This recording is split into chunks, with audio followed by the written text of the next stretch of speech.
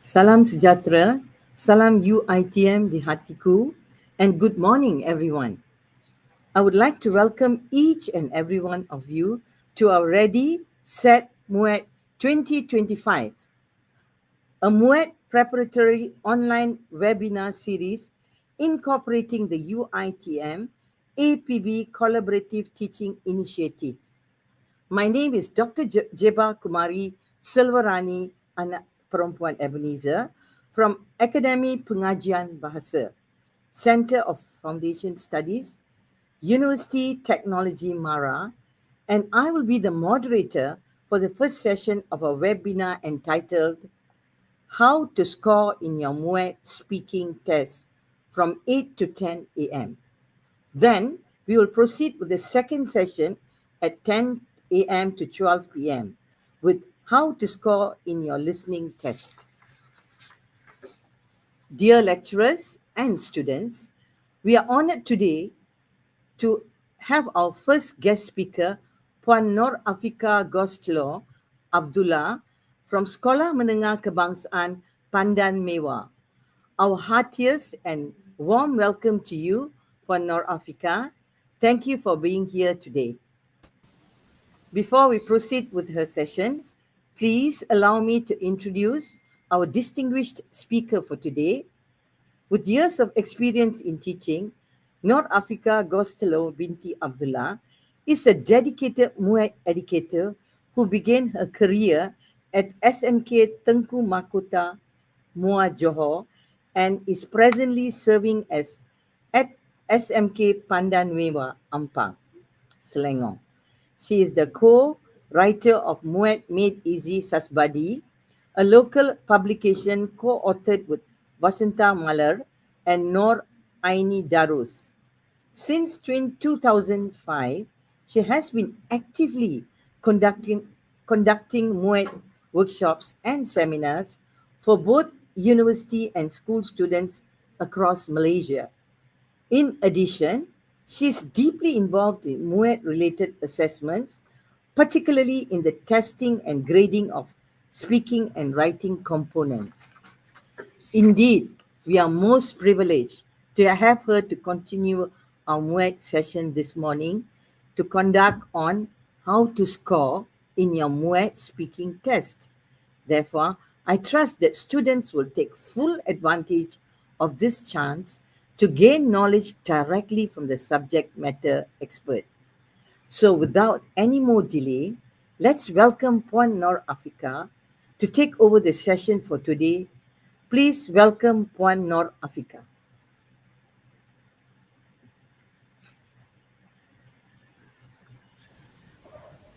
Okay. Assalamualaikum warahmatullahi wabarakatuh, and a very pleasant morning I bid firstly to our Madam Chairperson, Dr. Jeva, all lecturers and students of UiTM Dengkil from the Faculty of Law, Science and Engineering. Okay, a very good morning. And I hope that this seminar, this 2-hour seminar will benefit all of you to the maximum. Well, ready, set, MUET 2025. So, what are you targeting here now for the speaking exam? Okay, as for me, I know that you people, UiTM Dengkil students, the target here now is definitely the minimum. It should be a band 5, if not, even not, it should be a 5 plus. And I hope very few of you will score a band 4.5. Okay, so you are the cream of the cream. You are the good ones. So this seminar will be actually targeting and focusing on you scoring a very high band, that is a band 5 in average. Okay, so now let's delve straight away into our subject matter.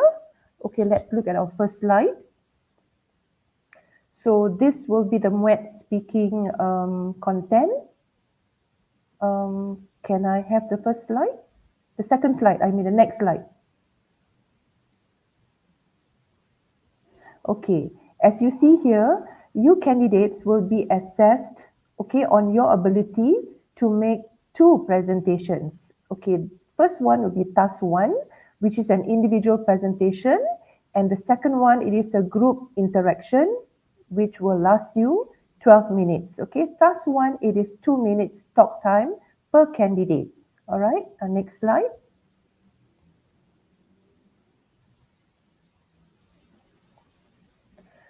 Okay, the assessment actually will cover, as you can see, accuracy, all right, the accurate grammatical aspect, and also how you pronounce your words, your stresses and intonation. Okay, this is very basic. I know and I hope that all of you have mastered point 1, which is your accuracy in language. Okay, as for point 2, it is your fluency. Okay, let me give you an example. When you speak for task 1, for example, if you tend to come to a halt, okay, probably you are thinking of what to say, or sometimes it may be a slight panic.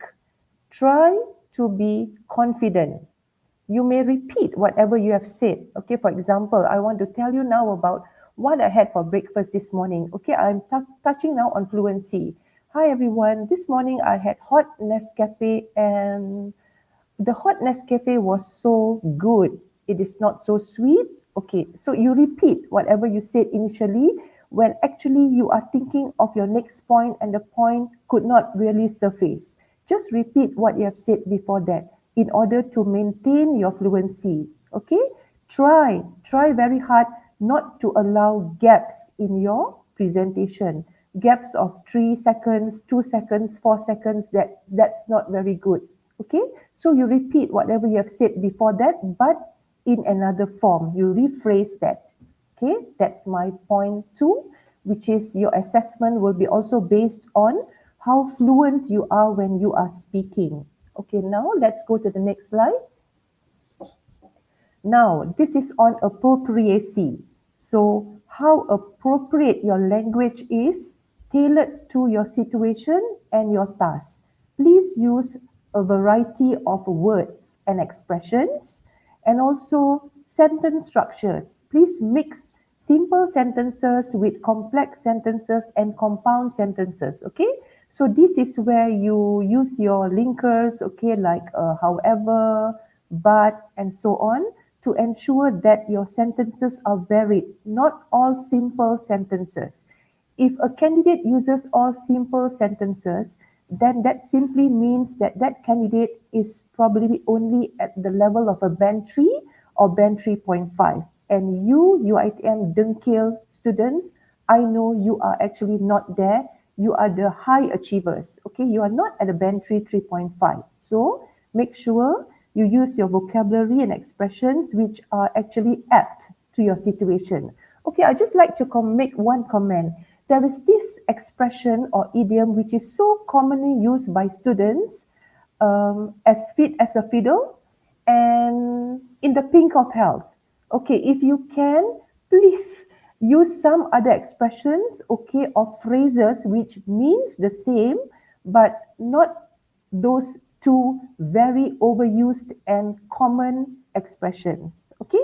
Because a band 5, a band 4.5, and a band 5 plus, they will be having very, very good command of your phrases, of your vocabulary, and a bit of the wow, that's a very good word, examiner will say about you and place you in a very high band for language. Okay, next slide.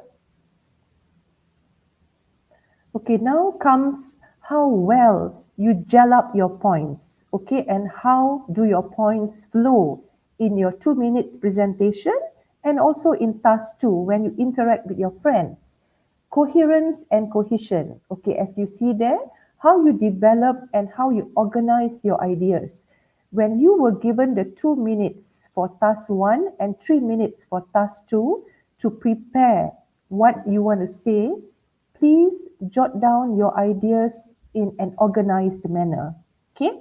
Because sometimes some students, they speak what comes to mind and they will reverse and go front and back, and the listener here, the examiners can see that a person is not organized in his thoughts.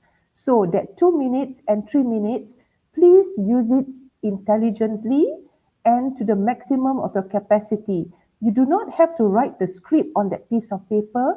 Just write your points and elaboration, little bit, what you want to elaborate on that point, and examples. Then later on, you just look at the paper and that serves as a guide for you to present. But I remind you again, when you are talking for your 2 minutes task 1 and 12 minutes task 2, you are not allowed to write at all anymore. Okay? So you just look at the paper where you have actually organized your ideas.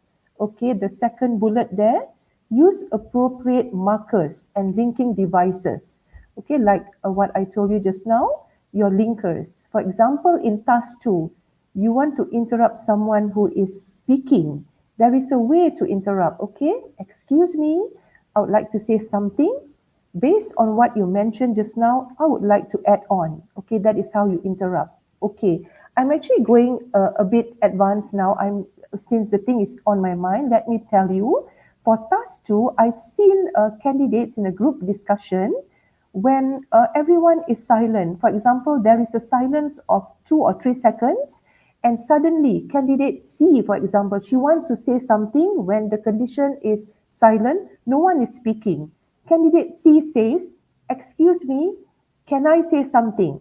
Okay, this is quite typical with probably a lower band student. Okay, I'm just telling you because I know you will not do this. Please remember, jot down in your notebooks now. When everyone is not saying anything, you just go in and say whatever you want to say. You do not have to ask permission, seek permission from the rest because everyone is not speaking. You do not say, don't have to say, excuse me, can I say something? That is redundant, it's not needed. Okay? Okay, and the third bullet, you can use your anaphoric and cataphoric references, okay, when you are actually saying something so that you do not have to repeat whatever you have said earlier. For example, John is 57 years old, but he looks so youthful. So you don't have to repeat that John again, okay?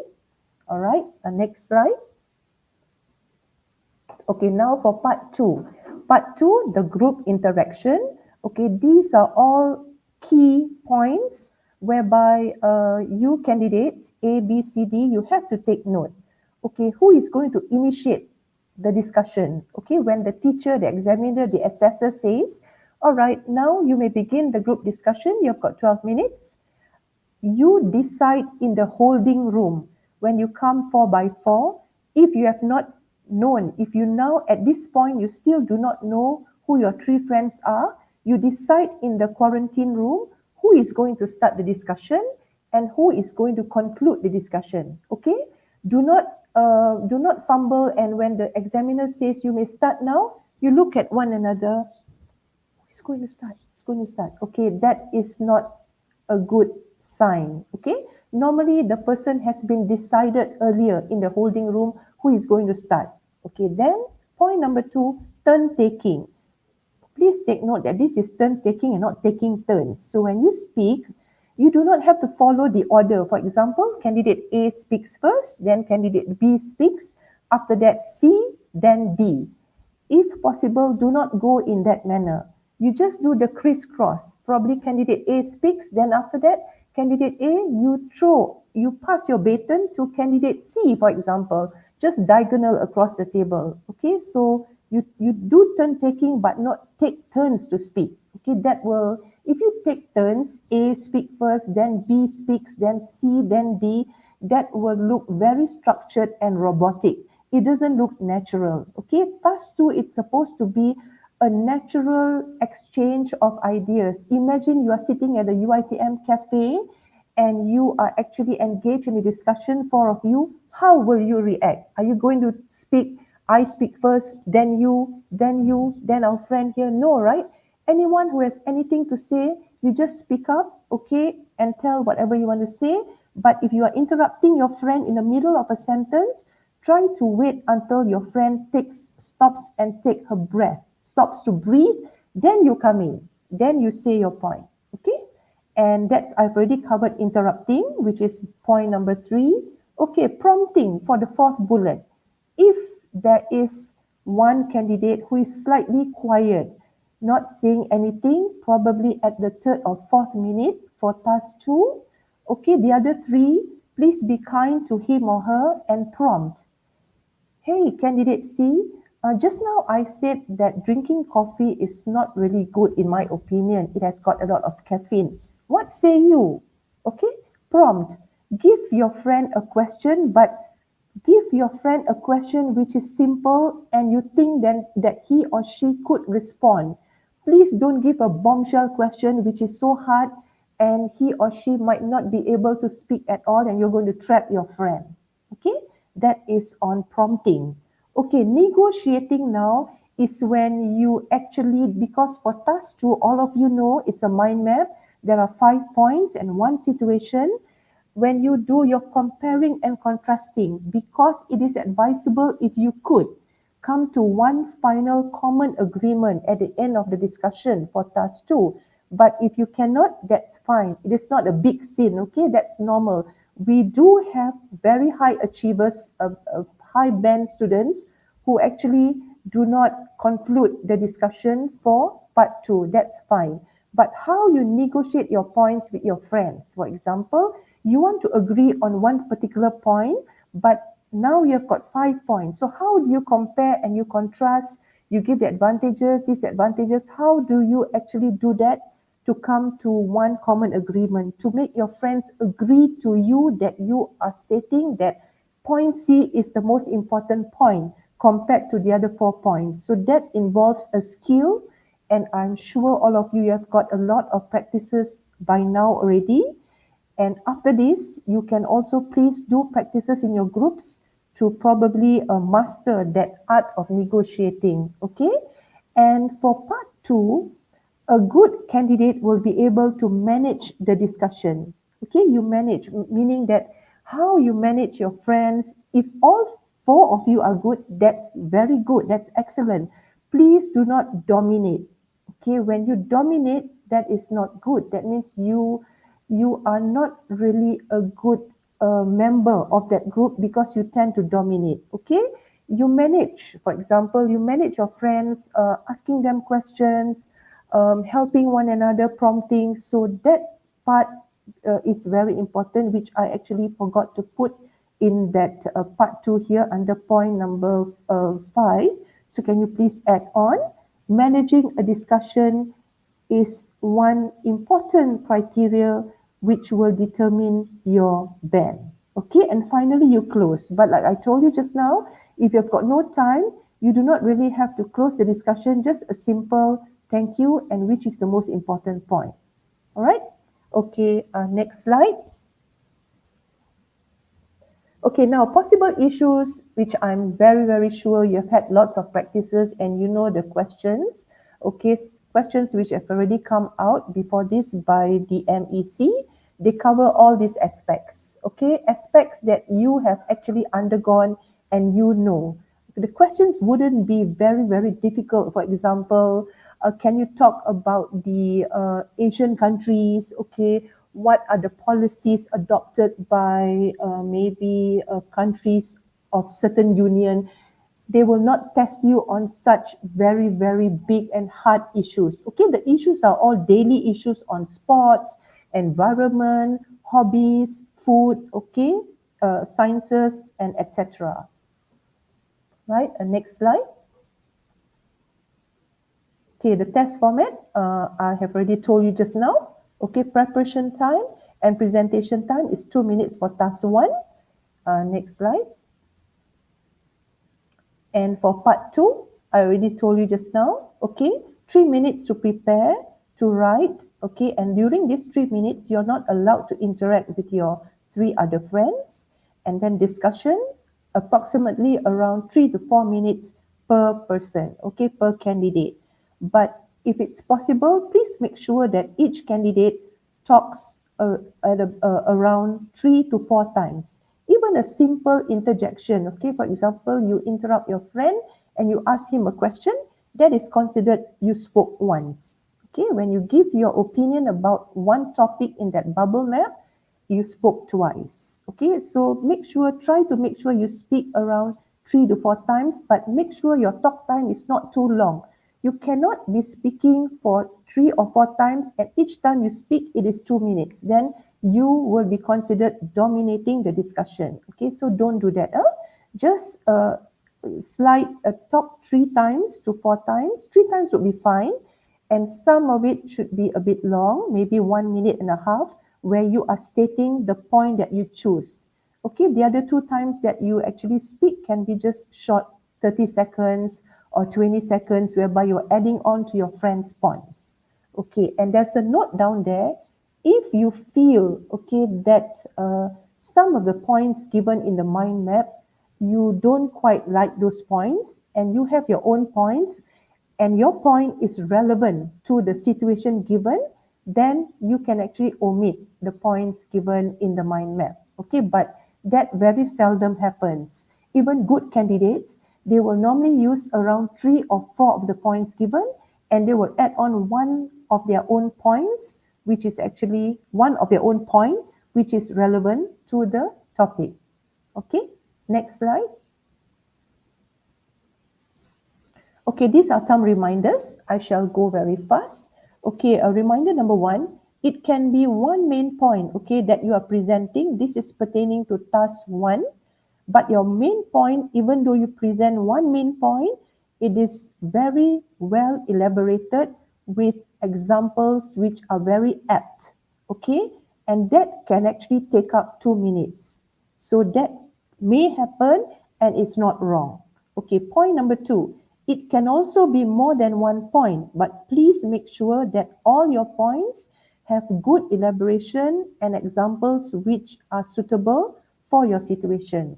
Point number 3, make sure you organize your points before presenting them.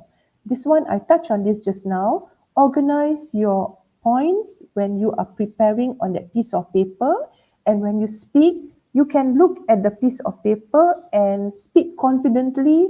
Your points are all very organized and they are not haphazardly arranged. Okay? Okay, point number 4, avoid using fillers throughout your presentation. Okay, fillers like, if you tend to use fillers, it is better that you actually stop and be silent for maybe 3 seconds than using fillers. Okay, try to avoid to the very best of your ability not to utter any fillers like, okay, that's very not good. If you say it once, I think that's fine, but do not repeat your fillers for more than one time. Okay?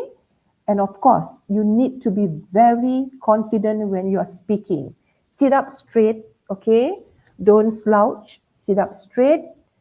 Greet the examiners, and after that, look at your friends. When you are presenting actually for task 1 and task 2, you are not obliged to look at the examiners. Just look at them once when you come in, when you greet them. Good morning, assessors. Okay, today I'm going to talk about something.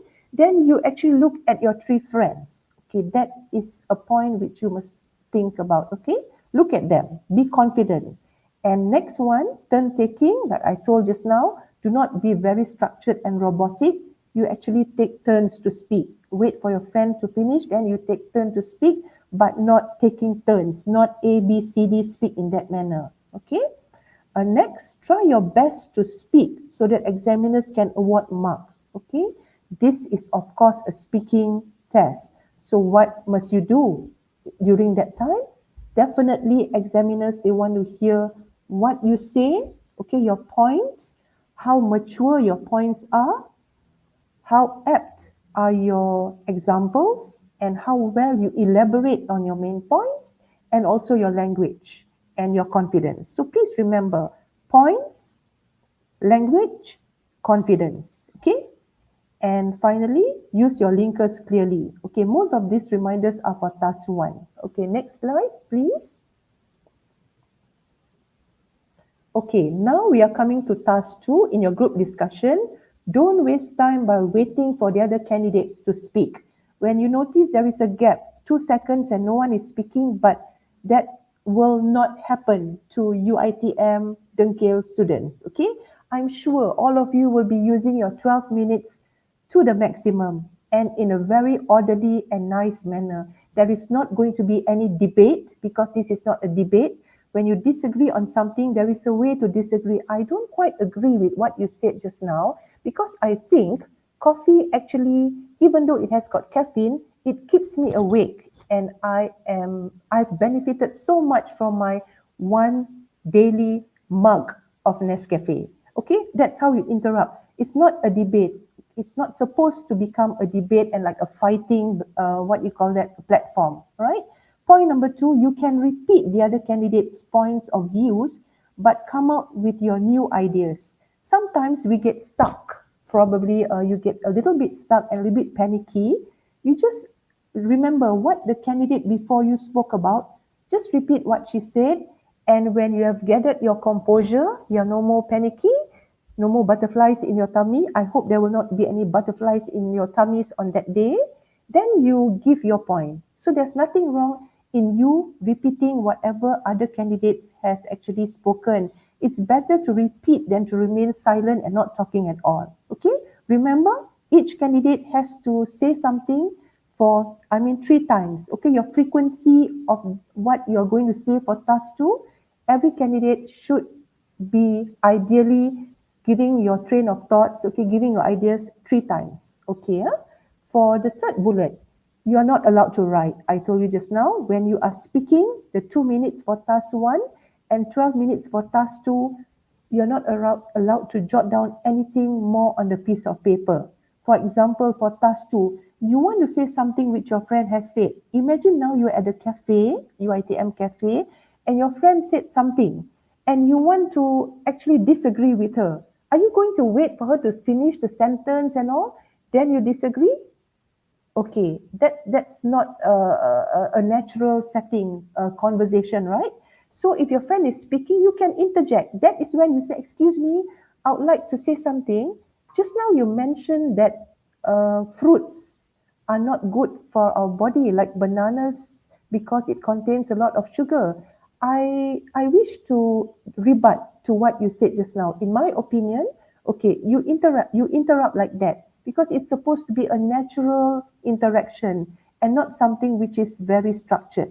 Okay, so this is when you actually, the next point I said, use your own ideas. If you, sorry, that is the third bullet. Okay, not allowed to write. Whatever you want to say it straight away. You don't have to write. When a student writes on a piece of paper when someone else is talking, it means that you are not giving whatever you want to say on the spot. It's not natural. You're writing and later on you want to actually comment on that point. When in actual fact, a candidate is not allowed to write anymore when you are speaking for task 1 and task 2. Just say what you want to say immediately. Okay? Next, use your own ideas or points if you find the points given are difficult. Okay? You can use your own ideas. Probably you use only 3 or 2 ideas in a mind map, but the other points, you have your own ideas. Okay, the next bullet, a good candidate would be able to manage the discussion. I touched on this just now. You're able to manage the discussion, you're able to help your friend, you're able to actually disagree or agree on something, adding on to somebody's points, and also your interaction skills with your other 3 friends are good. Okay, you're not quiet and only talking based on your points only.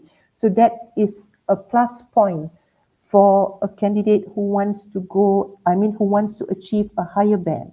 And finally, conclusion is not compulsory. If you have the conclusion, if you feel that everyone has agreed on point 1, then someone concludes. And this person who concludes has already been decided in the waiting room.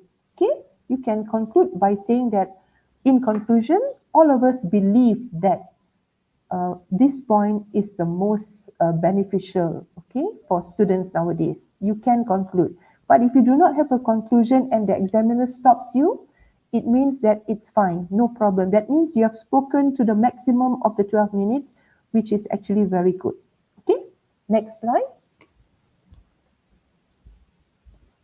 Okay, now let's look at a real past year question. Task 1. There are many places to go to spend time with friends. Okay, that is the situation in the question paper. Suggest some of these places. And candidate A, You have to give a presentation to your class, and you are needed to talk about going places to exercise. So please remember, candidates, of course you can't write on the question paper, but in your piece of paper where you prepare, remember to link. You have to link spending time with friends by going places to exercise. Do not go out, okay, from these two key phrases, because if you actually do not adhere and link these two key phrases, then your presentation might be actually off tangent. Okay, might be. All right, let's look at the next slide.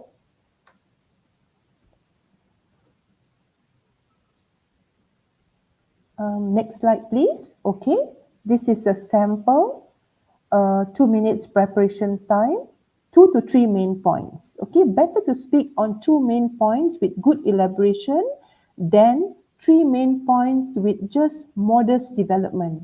Okay, give 2 very well developed good examples is better than giving 3 but something like touch and go. Okay, the first option will be better, giving 2 main points. Make sure you link, okay, I told you just now, link the 2 key phrases, spending time with friends and going places to exercise. And if you are lost for ideas, use the WH questions to help you. Write on your piece of paper, where do we go? Okay, maybe a campus, we exercise on campus grounds in UiTM. We go to the gym. Okay, where do you go? When do you go? We normally do not have time on weekdays, so I go exercising with my friends on weekends. What do you mean by weekends? Saturdays and Sundays. What time? Okay, normally we'll go exercising in the evenings at around 5:30 to 7. Okay, and what do you do when you exercise? Do you do Tai Chi? Do you jog? Do you do brisk walk? Okay, so these WH questions are very important and very helpful for you in the exam. Just write them down on a piece of paper even before you actually read and prepare for your situation and your task. Just write the WH questions. I think you will take only around 10 seconds to write all, which, what, how, when, who. Okay? All right, next slide. Okay, this is a sample of a speech, a 2 minutes talk time. A very pleasant morning I bid to the assessors and my fellow friends. Okay, there are many places to go to spend time with friends. I'm going to talk about going places to exercise. You straight away introduce your situation and straight away say your task, going places to exercise.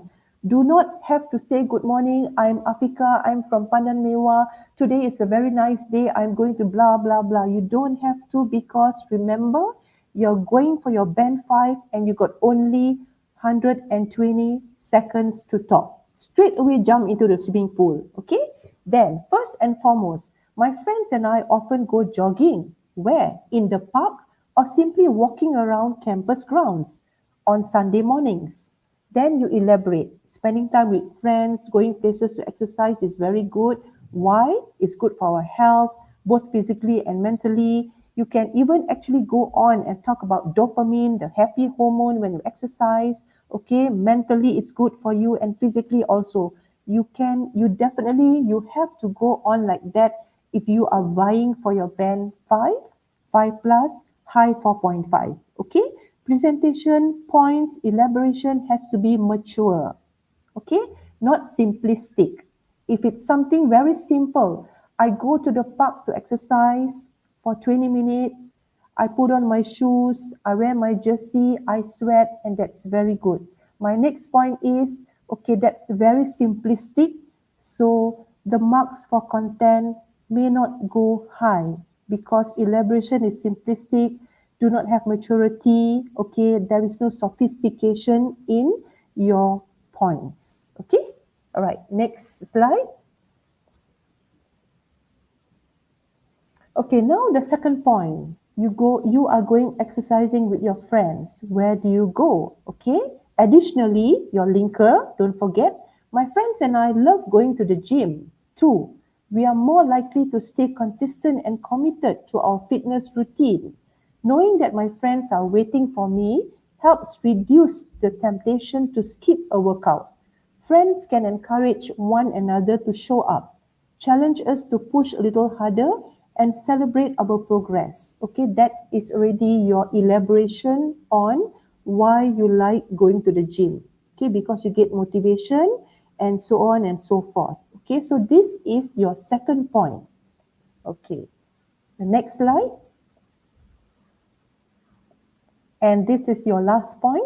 Okay, the third point. In addition, spending time with friends by going hiking is a great way to connect, relax, and stay active. Okay, so this is the third place where you're going to exercise with your friends. Just now, the first place was campus grounds. Okay, the second place, you go to the gym. And the third place, you go hiking. Then your development, okay, and your examples, they are very important to determine where you sit in which band. Okay, so this one, elaboration. Going hiking is a great way to connect, relax, and stay active. Hiking offers a break from screens and daily stress, letting us enjoy nature and meaningful conversations. As we walk together, we share experiences, we overcome challenges like steep trails, and create lasting memories. It's not just about exercising, it's about bonding in a peaceful, natural setting. You can give examples of places you go for hiking. Okay, which trail you like to go to. Can give examples definitely. Whether it's a short local trail or a weekend adventure, hiking strengthens friendships and supports mental and physical health. Okay, so this is a sample of your third main point. All right, next slide. Okay, conclusion. If you have time of that 2 minutes after you have actually given and spoken your three main points, you conclude. But if you do not have time, when you have finished your third main point, the examiner stops you. Thank you, candidate B. It's ready 2 minutes. Don't feel bad. It's fine. You have given your best. Your three main points were good. Okay, you mentioned the place that you're going to exercise. You mentioned why, okay, the benefits of doing exercising at those three places. That's very fine. The conclusion, it is not mandatory to give you a certain high band. Okay, but if you have time, you conclude. And this is a sample conclusion where you wrap up and probably mention the benefits of exercising with friends. Okay, next slide. Okay, now we come to task 2. Let's look at task 2. Task 2, the theme. Okay, the themes are always related to task 1. Friends play an important part in our lives. So you are supposed to talk about the importance of having friends, and 5 points are given. And if you look at the end of the question paper, right at the bottom, there will be this phrase. At the end of the discussion, try to decide on the most important aspect of having friends. Try.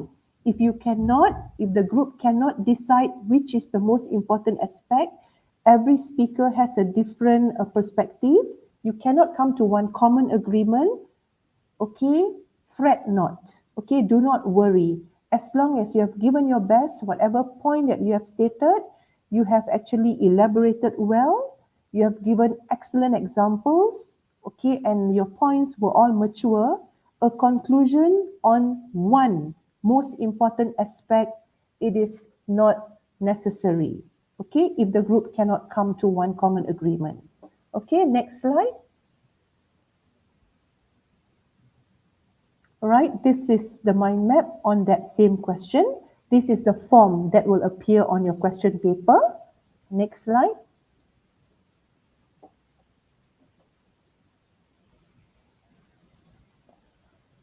Okay, who to start?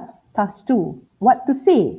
Okay, I've just given you a little bit of some pointers here, and I'm sure all of you are more than prepared, okay, to actually sit for the exam. Okay, in the holding room, decide who to start and who to conclude the discussion. A simple opening would be, hi everyone, we meet once again. Let me start our discussion. Hi everyone, we meet once again. Let me get the ball rolling. Okay, if you do not have any points, it's fine.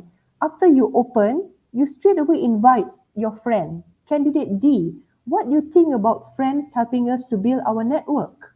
Okay, if you do not have anything to say, you can pick one point and invite one member in your group to speak. But if you open and you have something to say, with concrete elaboration and examples, then go ahead with your point. Okay? All right, next slide.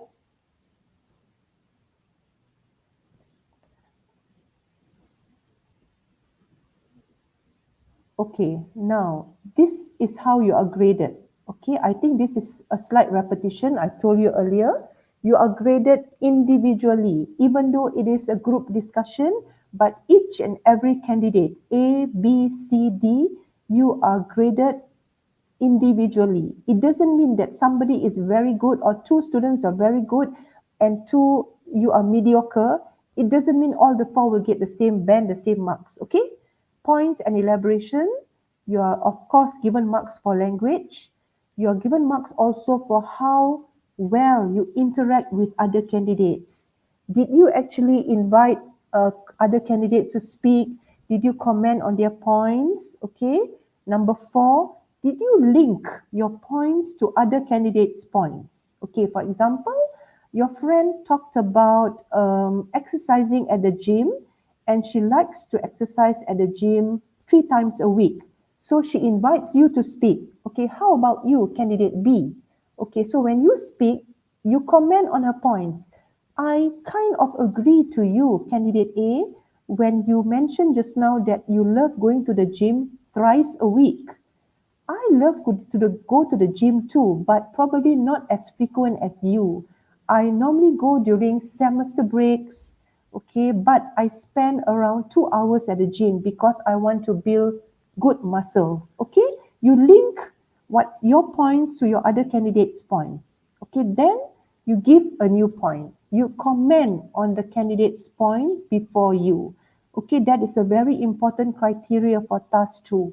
That means you are able to understand what your other friends have talked about, and you're able to comment on their points, and you're able to add on little bit to their points. Okay, don't just merely say, I agree that you go to the gym 3 times a week. That's good. If you just comment like that without adding on a little bit more to what your friend has said previously, then that's just probably wouldn't get that high marks for that aspect, for aspect number 4, linking to other candidates' points. Okay, I hope you take note, because point 4, not all candidates do that. Probably they do not know, or they are just oblivious. I mean, they do not know. Okay, they are oblivious to that. So please take note of point 4, okay, particularly. And of course, point 5, you give new points, and sometimes you may have fresh ideas which are not in those 5 bubbles for task 2. Very well, you mention your point, your fresh idea that you have, okay, to the group. All right, next slide. Okay, now this is a sample of what I mean just now. We shall see on how you actually comment on other candidates' points who spoke before you. Okay, this is candidate B. Hi everyone, we meet once again. Let me start our discussion. In my opinion, having friends is important to us because we can develop a sense of responsibility. Okay, this sense of responsibility, it appeared in the mind map. So you took it out and you're talking about this. Candidate C is talking about having friends can help develop sense of responsibility. How?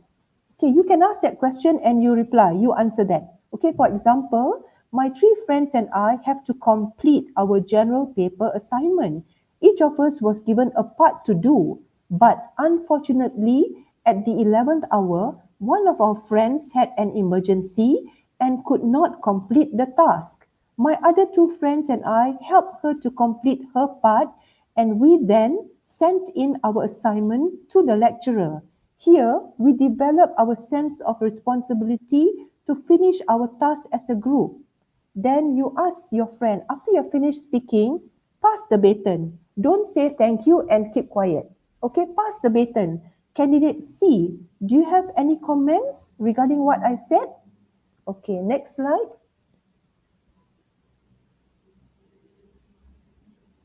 Okay, now this is what candidate C says. Okay, candidate C, let's see how candidate C starts off. Okay, I'm touching about commenting on what the candidate before you said. Well, I wish to add on to the sense of responsibility that you mentioned just now. Candidate B, all right, I agree with you that a sense of responsibility is important when we have friends. Last year, I was going through a really difficult period. Maybe it was stress from school, family issues, or personal struggles. During that time, many people around me seemed to drift away, unsure of how to help or too caught up with their own lives. But this one particular friend of mine, she stood out. She made time for meaningful conversations with me, and eventually I bounced back. So my friend really depicted a sense of responsibility in our friendship. Okay, you see, candidates, students, before you introduce your point, you comment a little bit and add on a little bit to what your friend has just said just now, what candidate B has just said just now. Okay, then you introduce your point. Well, in addition, having friends helps us build networking. Then you go on and elaborate on your point, which is networking. Okay, I hope you will do this on the examination day. But please remember, guys and girls, not to elaborate too much on the point that has been stated by your friend just now. Just a little bit. You talk about your own experience. You had a difficult time, and this good Samaritan, a friend of yours, came and helped you when others all just did not bother. Talk a little bit, maybe probably around 40 seconds. Then you introduce your points, your point, and you talk about your point for another probably 35 seconds. So it's less than 2 minutes, because I've seen candidates speaking for task 2 around 2 minutes and 45 seconds, close to 3 minutes. That's very unfair for other candidates. Please do not do so. Please do not take 3 minutes for one person to speak. Can you imagine 12 minutes you minus 3, only left 9 minutes? And you've got 3 other friends, and it doesn't mean that you're only going to talk once. You've spoken for 3 minutes, you may speak again for another probably 40 seconds. So that's not fair for the other 3 friends. Okay, remember, a good band 5 plus, a good band 5 candidate will not do that. He or she will be able to speak within a realistic amount of time, and he or she will think of the other 3 candidates, will be able to manage them so that they also have the chance to speak for a considerable amount of minutes. Okay, approximately 3 to 4 minutes, 3 minutes per candidate. All right, girls and boys, please remember not to dominate, not to speak for too long. Okay, next slide. Okay, this is the conclusion. Conclusion for task 2. Okay, which is to sum up our discussion, friends are important because they shape our character and give us support in life. Among all those factors, having friends who help us develop a sense of responsibility is the most valuable point, as it helps us grow into better people. Okay, so you can give one dominant point which you observe everyone actually talked about that. Okay, but if you do not have that one best point, it doesn't matter. All right. Okay, next slide. Okay, so I guess I've actually finished my presentation. So now, do you have, definitely it's open for questions. Okay, do you have any questions that you want to ask?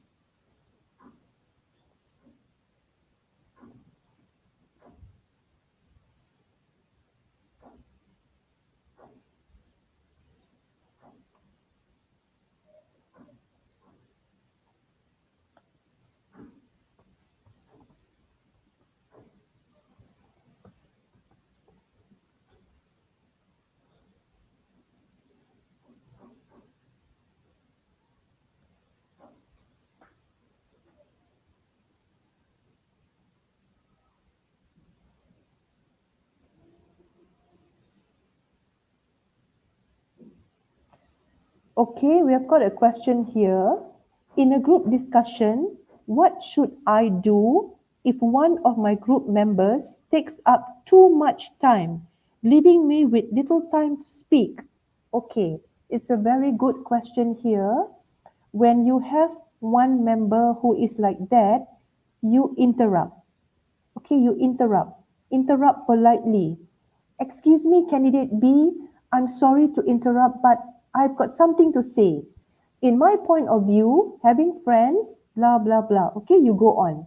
You have to interrupt, ladies and gentlemen, okay, boys and girls. But if you do not interrupt and that person is taking too much of a time, the assessors, the examiners will do so. But I know you have your right as one member in that group discussion to interrupt. Okay, interrupt politely, then you mention whatever you want to say. I hope I've answered your question. Do not feel bad to interrupt. Interrupting someone who is talking in a polite manner, that's very normal in any conversations, anywhere, any setting, except if the PM is speaking at the podium. We as the audience, we don't interrupt. Excuse me, Dato Seri, I want to ask you a question. That is a different setting altogether, okay? It's on country level. But if it's in this exam, you have your right to interrupt. Okay, so the person who is who tends to speak for too long, please take note. You please don't speak for 3 minutes like that. It's not fair for the rest, like I told you earlier. So Miss WA, Miss Awa, interrupt. Okay, interrupt. All right, I hope I've answered your question. Okay, Miss Sophia, do we have to agree to one point at the end of part two? Okay, Sophia, not necessarily, not mandatory to agree to one common point in task two. Okay, it depends on the situation. You were given a mind map with 5 points, 5 main points, and it depends on the flow of the discussion. If you observe and notice that every one of the four members, they all tend to give points supporting one particular point, then that is okay to agree to one point. But if everyone has agreed to a different point being the best point, then you do not have to agree to one particular point.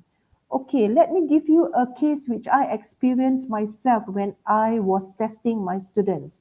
Okay, four candidates. For example, I gave the point on eating apples. Apples are the best fruits for me. And I give all my points on apples, the benefit of eating apples, the vitamins, okay, what apples do to my memory and so on. But three of the friends, the other friends, they agreed on a different fruit. They agreed on durians. So they gave points on durians, okay, whatever, all on durians. Suddenly, at the end of the discussion, at the 10th minute or the 9th minute something, the candidate who agreed on apples, she took a 360-degree turn and suddenly said, okay, excuse me, I wish to change my point. I think durian is a fruit that I love the most. You see, you do not have to do that. You stick to your point, whatever you have mentioned throughout until the 9 minute, you were consistent with apples. Do not be taken aback by three other candidates who did not agree with your point. It's fine to stick to your apples. So, Sophia, you do not have to agree to one point at the end of part two. If everybody has a different point, or if there are two main points, three candidates agreed to one point, and you agreed to another point, then it's okay. If you want to conclude, you can say, in conclusion, three of my friends agreed that responsibility is the best quality in a friendship, but for me, I think it is honesty. Thank you. Okay, that's how you end. All right? Don't have to panic and suddenly change your stand and agree to what the others had said when you have given points to support your choice.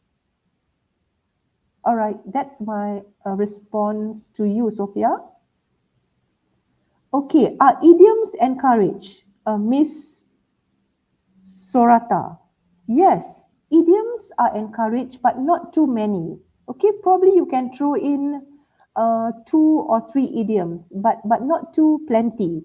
Just like in writing, if an essay is full of idioms, you have got something like 12, 15 idioms in one essay, which is around 400 words in length, it becomes not sophisticated anymore. Okay, the exclusive value of the essay seem to dwindle. So same goes for speaking. Maybe you can throw in 1 or 2 idioms which are apt, which are suitable for your situation and your point, but not too plenty. Okay, that would give you an added advantage. So I would say yes, it is encouraged, but not too many.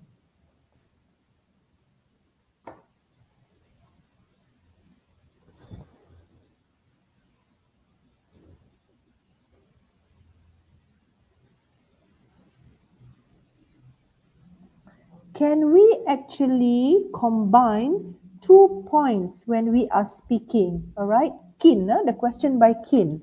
Okay, yes, it happens, and you can combine 2 points when you are speaking.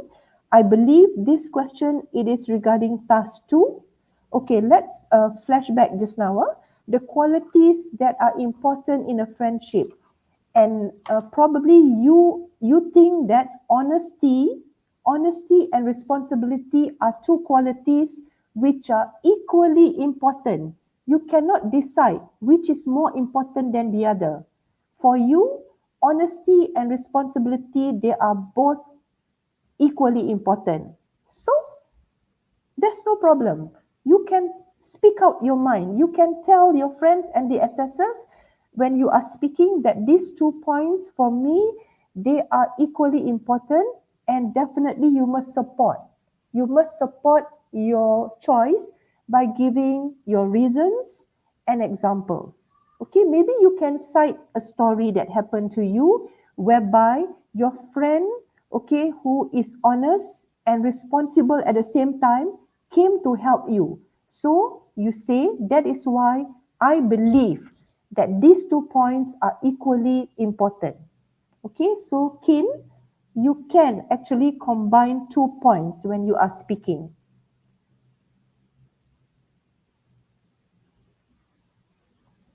Right, we have another question by Shiv. If one of the candidates was having trouble remembering their word, is there any way for us to help her? Okay, I know that this is also for task 2, but let me comment on task 1. If in task 1, you have one candidate who is struggling to actually utter, to speak a word, but she couldn't remember and she is silent for maybe 4 seconds, 5 seconds. Okay, the other 3 members, you are not allowed to help that candidate. Or shall I use this word? You are prohibited to help that candidate because that is an individual task. So you have to just be silent, keep quiet, and not do anything. Please don't smile at her, okay? But if your smile may actually help her remember the word, then smile. But if not, just keep quiet. You can't help. It's too bad.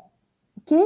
If you help, the examiners might actually tell you, candidate C, please do not do that.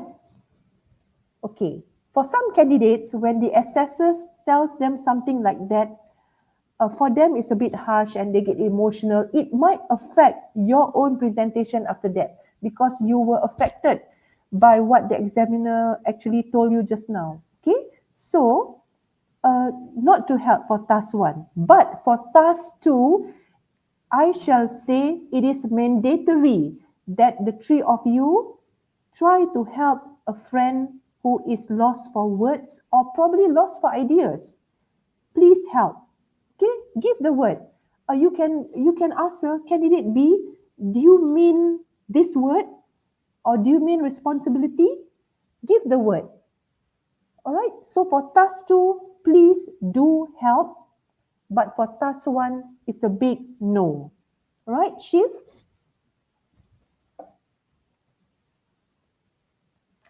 Wow, we have a question from Kat Mellon. In group discussion, should I just disagree with everyone's points? I mean, since we have to decide for one most suitable point in conclusion. Oh, okay. So, since you have to decide on one most suitable point to conclude the discussion, should I just disagree with everyone's points? Okay, let's take the same example just now on qualities in a friendship. Everyone had one point. For example, the other 3 candidates all agreed on one particular point, honesty, and you agreed on responsibility. Actually, Kat Mellon, do you mean that when you conclude, you disagree with their 3 points, you disagree on honesty, and you say responsibility is the most important quality? You are not advised to do that, okay? Because throughout the 12 minutes, your 3 friends, the 3 other candidates spoke about honesty and you spoke about responsibility. So you do not disagree with them because they have agreed on that. Who are you to actually disagree on what they said? Okay, I'm sorry for being a bit harsh. Okay, you just conclude like this. Okay, in conclusion, the 3 candidates here believe that responsibility is the most important point in a friendship. But for me, I beg to differ. For me, it is honesty. That's how you conclude. You give regard to their choice and you also tell your choice. Okay, what say if the other 3 all they have different points? Candidate A said honesty, candidate B said responsibility, candidate C said friendly, and candidate D mentioned kind. Okay, being kind is the most important quality. How do you conclude? All have different points. You do not disagree on their points. You actually conclude by saying that like this, okay? To sum up our discussion for today, all 4 of us believe in a different point that contributes to a good friendship. Thank you. If you have extra time, you can mention one by one if you remember. I believe that honesty is the most important point in a friendship. Candidate A thinks it's kindness, candidate B thinks it is responsibility, and candidate C thinks it's being friendly. So you mention all the 3, including yours, or you mention all of us do not see eye to eye on a common point. We have differing opinions. And that's how you just end the discussion. No harm done. Nothing wrong at all if all 4 of you cannot come to one common agreement. That's quite normal in everyday life. Not everyone will agree on one common substance. Okay, Kat Mellon, I hope I've actually answered your question. Okay, Encik Abdul Warith, if we suddenly blank when stating our point, is it allowed to pass the turn to another candidate to gather our thoughts, or do we need to brainstorm at that very moment? Okay, this is a very good and intellectual question. Okay, it may happen. Okay, touch wood, it may happen. Hopefully, it does not happen. Okay, if you are speaking and suddenly you cannot think anymore. All right, there is a block. You can't think. Alamak, what to say? Okay, let's cite an example. Okay, let's talk about honesty. Okay, being honest these days, it's not easy. It's very hard to be honest with our friends, especially when, okay, you stop there. Should you pass or should you brainstorm? It's up to you actually. You can ask help from your friends. Okay, you stop there just now. You can be very, very sincere and honest with your 3 friends. You said, friends, I have lost my train of thought. Can you all assist me? Then you keep quiet. Let the 3 of them help you. But that is when you try to brainstorm. When they give their ideas, it's really calling brainstorming. But if you want to pass the turn to another candidate, you can do so. Okay, I repeat that sentence just now where I stopped and I didn't have anything else to say. Okay, in a friendship these days, it's very hard to be honest, especially when candidate C, do you have anything to say? Would you like to state your point? Or do you have anything to comment? You pass the baton. You pass the turn to another candidate. Okay?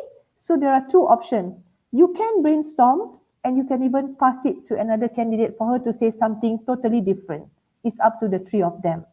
But in whatever situation, Encik Abdul Warid and also all the other candidates, the key thing to remember, the main thing to remember is do not panic. Okay, if you do not panic, everything will be under control, even though you are lost for ideas. Do not panic, smile, pass the turn to another candidate. Because once if a person panics, that can be quite difficult, okay, to regain your composure after that. So take a deep breath, okay, take a deep breath before you speak and speak with confidence. You remember you've got your 3 minutes stop preparation time. That is very important what you write on that piece of paper. Please don't write the script out. Just write your points in point form. Okay, even though your elaboration, write whatever you want to elaborate in point form. I've seen candidates writing scripts and 3 minutes, how much can you write? When you write for 3 minutes, you will use up only around, say, 40 seconds or 30 seconds to speak whatever you have written for 3 minutes. And then you are lost. Nothing else appears on that paper. Okay? So, Abdul Warid, that is my answer to your question. And I believe that's a very good question. Okay, Miss Aini, for the individual presentation, are we expected to speak from a personal perspective using I and my experience, or should we keep it more general? Okay, both ways are fine, Aini, for the individual presentation. Okay, it depends. It depends on the question. If the question states teenagers today do not exercise much. Why? The point is lack of time. You can either say we, teenagers in general, or you can say I, because you are a teenager. So it's nothing wrong. Okay, there's nothing wrong. But preferably, you follow what is stated in the situation, in your question. If it's we, then you say we. If it's parents, for example, if the question is on parents, so definitely I know you're not going to say I, right? Unless you are a parent, Aini, and I believe that you are a very young, budding teenager, a budding engineer over there. So if it's parents, definitely you're going to say they or my parents. You can say my parents or all parents in general. All right, Aini? Good.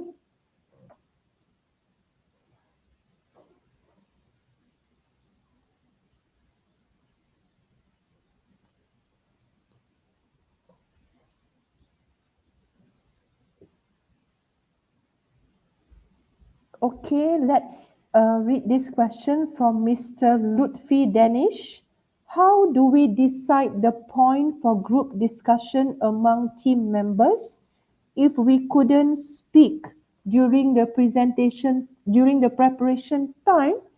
If we couldn't speak during the preparation time, okay, we are afraid that we might think the elaboration of the same point. Okay, Lutfi. During the 3 minutes, you are definitely not allowed to speak to one another. You are only supposed to plan your own answer and write your answer in point form on the piece of paper provided. You cannot speak. So your question is, how do we divide the point? Oh, okay. You've got 5 points, okay? So what you mean is you cannot discuss. So how do I know who is taking a point on honesty, who is taking point on being kind, who is taking the point on responsibility, right? That's what you mean. Okay, it doesn't matter, Lutfi, because normally when you prepare during that 3 minutes, you have to prepare for more than one point. Okay, because there are 5 points. You cannot simply start the discussion straight away by focusing on the most important point, which is only one point. Try to prepare for 3 points. So when you speak around 3 minutes per candidate, you speak on the 3 points, but as you go along, you can see your other friends' points and you can actually already decide which point is the best point, whether it is honesty or kind. So that is where you negotiate your point with other candidates. That is where the negotiation skill comes in. Okay? For example, okay, I ask all of you now, can you actually just take a few seconds to think about which is more important, being honest or being kind? Give a scenario. You have a friend who is very kind. She helps you all the time, but she's not honest. One day she's kind. Since she's kind, right? You ask her to help you to transfer cash, 500 ringgit at the ATM machine to her grandma who is in Kerala, India, because you don't know how to do it. You gave her 500 ringgit. She's very kind. She will do it for you, you know. But sad to say, she's not really an honest person. She did not transfer 500 ringgit, but she went to the ATM machine and transferred only 50 ringgit to your grandma who is in Kerala. And she took the 450. So, now, which is more important, the quality in a good friend? Kindness or honesty? So that is where you negotiate and you ask, you give that scenario. You can actually tell a short story about your own experience, even though that thing never happened. You do not have a grandma in Kerala. You never actually ask your friend to bank in money for you, but tell a small lie. Okay, the examiner doesn't know you, it doesn't matter. As long as it is relevant to the question, then you ask your friends. So friends, do all of you still want to choose being kind to be the most important point or being honest?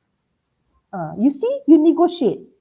So it doesn't matter, Lutfi, whether the preparation time you cannot talk, that is for sure, but please prepare for more than one point. If you got time, prepare for all the 5 points. If not, the ideal number of points that you can prepare for is 3.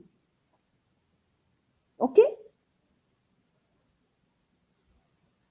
A very good question by Mr. Lutfi, because this case, it may happen in real life. It may happen on the real examination day, and you might only prepare for one point, and it's very dangerous. Okay? Please prepare for 3 or more than 3, so that the question that Lutfi asked will not happen to you. You couldn't speak during preparation time, so do we divide the point? There's no such thing as dividing the point. You cannot divide the point among your friends in the waiting room, in the quarantine room. How do you divide? The points are not numbered. The points are not numbered 1, 2, 3, 4, 5. Okay, the points are all in 5 bubbles, and the bubbles are all not numbered. So how are you going to decide? That is why I would suggest and advise all of you, ladies and gentlemen, girls and boys, okay, future engineers, right, future lawyers, future scientists, and so on, prepare for at least 3 points.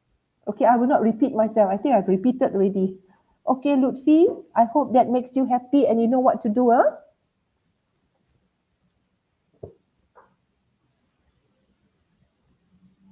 Okay, I hope the rest of you can ask more questions. We've got like half an hour more. Very good, very real scenario type of questions that all of you are asking, and I'm very happy with your questions. And I hope I've actually satisfied your thirst for the answers.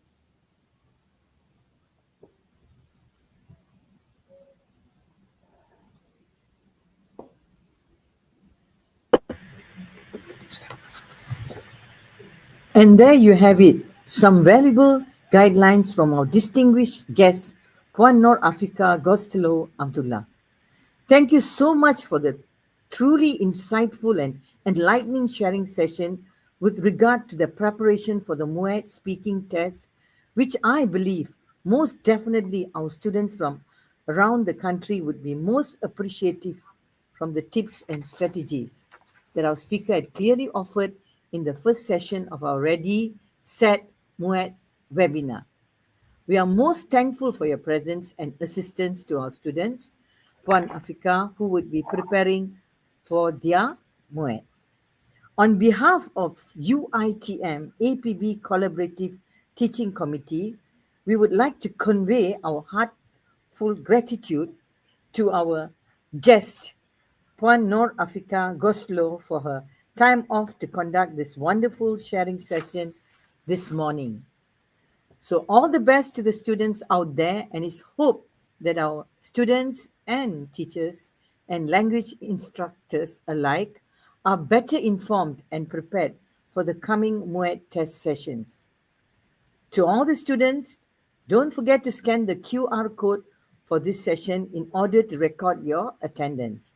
It will be included in your co-curriculum marks. Please stay tuned for the next session on listening skill at 9:30 a.m. Thank you.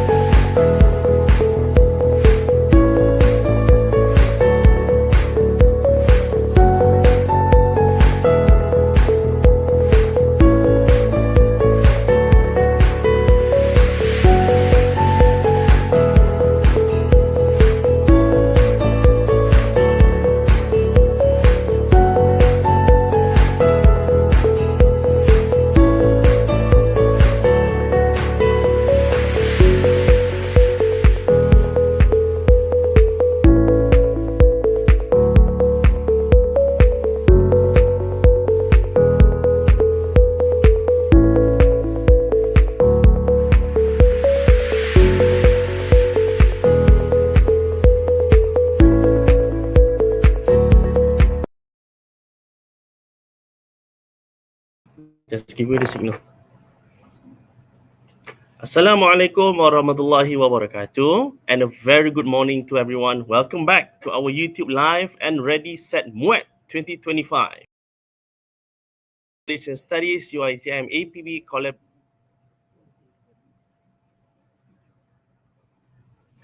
Wait, what?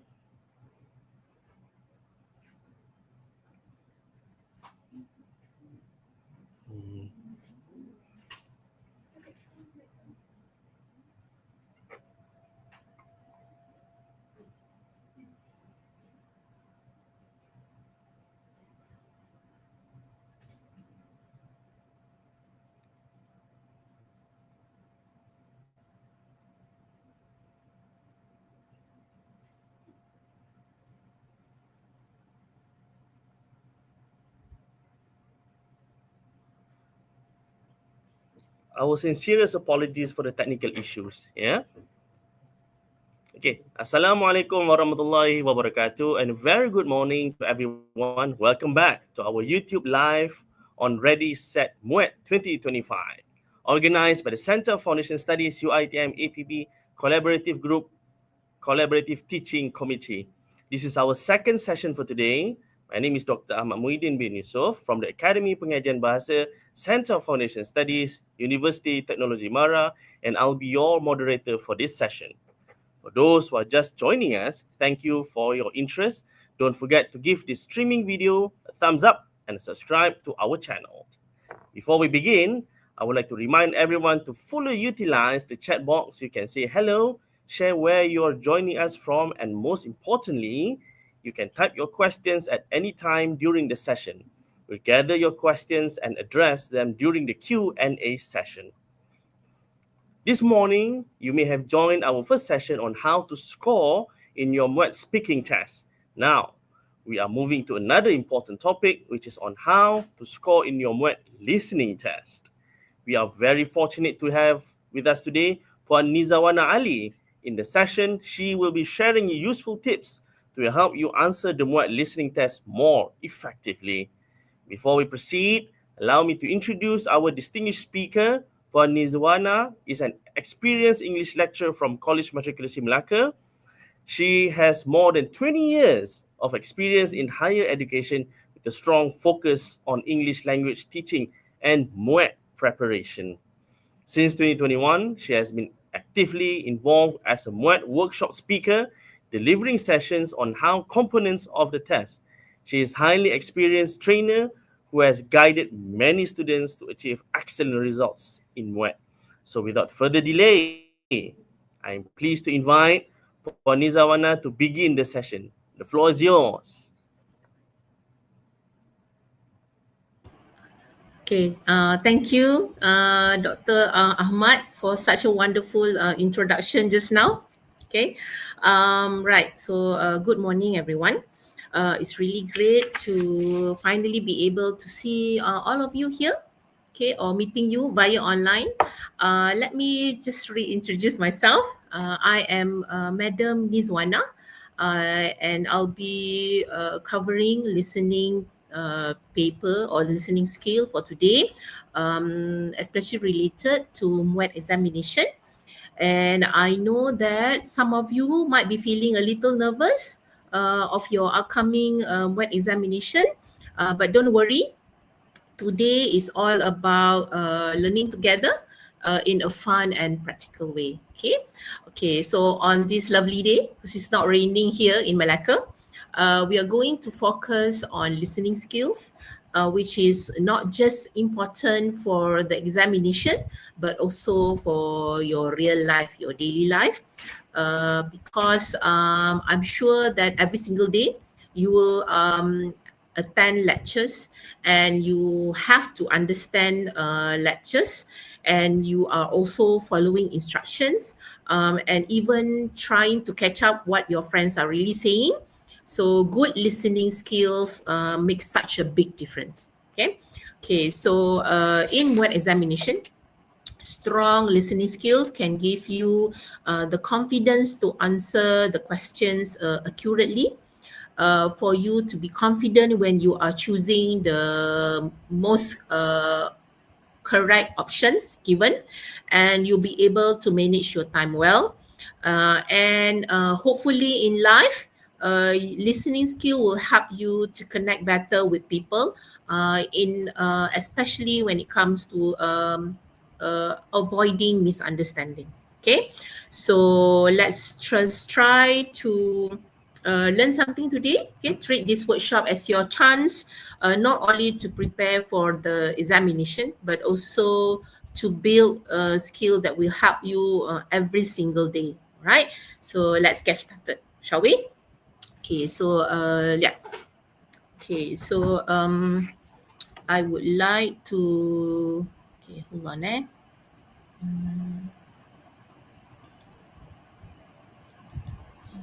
Okay, so I think this one is the slides. Okay, so techniques in answering MUET listening paper. Okay, so today's objective is understanding the features of MUET listening paper, and be able to recognize the weightage and the CFR levels. I will go over all the features of the MUET listening paper, and I would also highlight the CFR level for each type of the audio text. And also, I would also like to go over or highlight the type of text and also the questions format, and hopefully, because later on, there will be a session where the audio will be played, and then I will be asking all of you to jot down your answers, and then we are going to discuss the answers together. Okay, all right, so let's. Okay, so the listening features, if you can see that the weightage is actually 25%. So every skills is 25%, and the duration is approximately 50 minutes. Okay, because each audio will be played twice. Okay, and then how many number of texts? There are 7 parts. Part 1 and part 4. Part 1 to part 4, 1 text each. Okay, there will be a variety of text there. There will be a variety of audio that you will listen to. Part 5 will contain 3 short dialogues. Okay. Okay. The type of text that you'll be listening to will be dialogue, conversation, discussion, or interview. Okay, and there will be also monologue. We will listen to either lecture or announcement, briefing, talk, or instructions. Okay, okay, and the total number of questions would be 30, and the type of questions is 3 options MCQ and 5 options MCQ. Okay, so I believe that I think this one is quite clear for you to understand. So I do actually have I prefer that you actually take note of this. Okay. Okay. So your structure of the listening test. Okay, so the text type would be the first part is dialogue. Okay, and the CFR level for the dialogue is A2 to B1. Okay, and the text length would be around 600 to 650 words. So you'll be listening to a dialogue within that range. And then the type of question would be MCQ, and there will be 3 options answers. Okay, and in total, part 1 would contain 7 questions, right? Okay, for question 2, it will be followed by monologue, and the CFR level would be around B1 to B2. And then again, the text length would be 600 to 650 words. And the question type is also MCQ with 3 options. And the number of questions that you are going to complete for part 2 will be 7. Okay.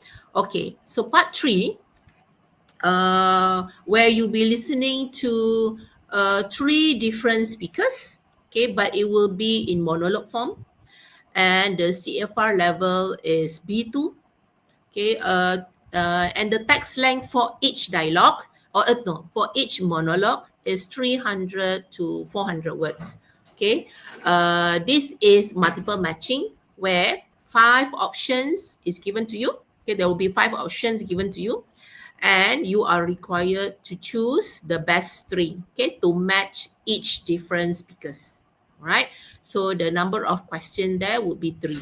Okay, okay. For part 4, it will be dialogue, and the CFR level is B2. Okay, so the text length is between 650 words and 700 words. So that means that the dialogue will be slightly longer. Okay, but the type of question is still the same. It's MCQ with 3 options answers, and the number of questions is 7. And the last part, which is part 5, okay, you will listen to 3 different short dialogues.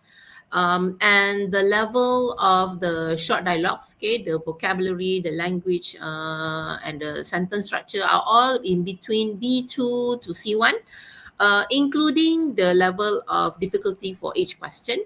Okay, and the text length is 250 to 300 words. Okay, so per dialogue. All right, and the question type will be still MCQ with 3 options, and each dialogue would contain 2 questions. Okay, so the number of questions in total is 6. Okay, so let's move on to the next one. Okay, so difficulty in listening skills. Okay, I like you to be aware of the things that that normally a candidate would face when it comes to completing a listening paper. Okay, so first of all, the lack of control of the speed at which the speakers speak. Okay, I would say that the first 2 parts would be okay for everyone, because again, remember that the level is slightly lower. Okay, it's A2 to B1, and maybe PEP 2 would be B2, but then the speed would be slightly slower compared to the other parts. Okay, so as you move on to different parts, then the speed would be slightly faster.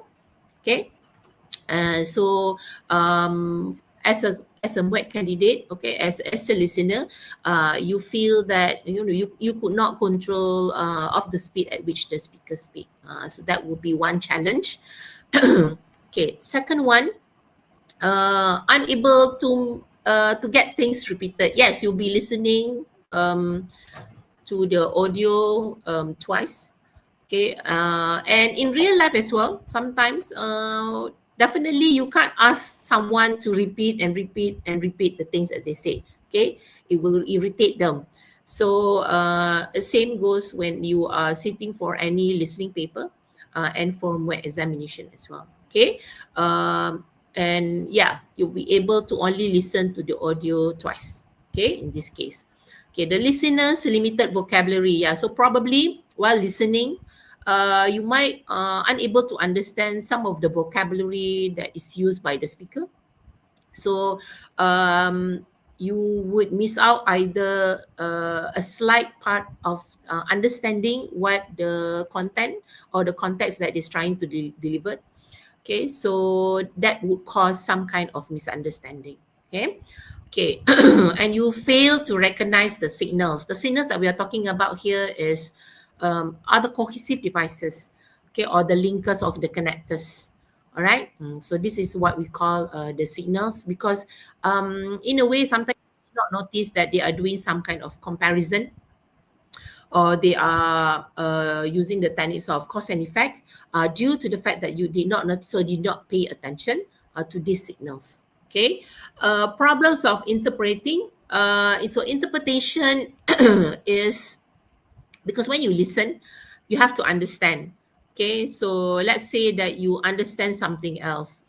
Some other people, when they listen to it, they understood something else. Okay, so that is also another difficulty when it comes to listening skill, and your inability to concentrate. Okay, especially in MUET examination, because when it comes to because first of all, especially the parts that you feel that you deem is easy to you, and you have to listen to it twice.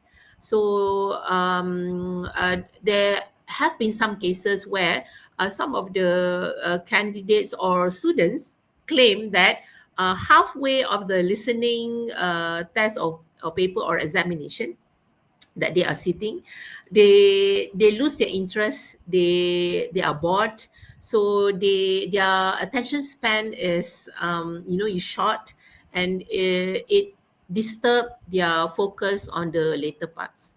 So I would say that remember, when it comes to listening, it sounds easy, and that's the tricky part, that students or candidates, they are taking things for granted.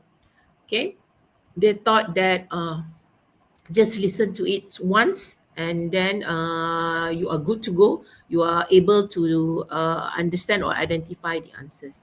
Okay, please do not take that take things lightly. Okay, I like you to really pay attention to every time that the audio is played. Okay. Okay, so let's move on to the next one.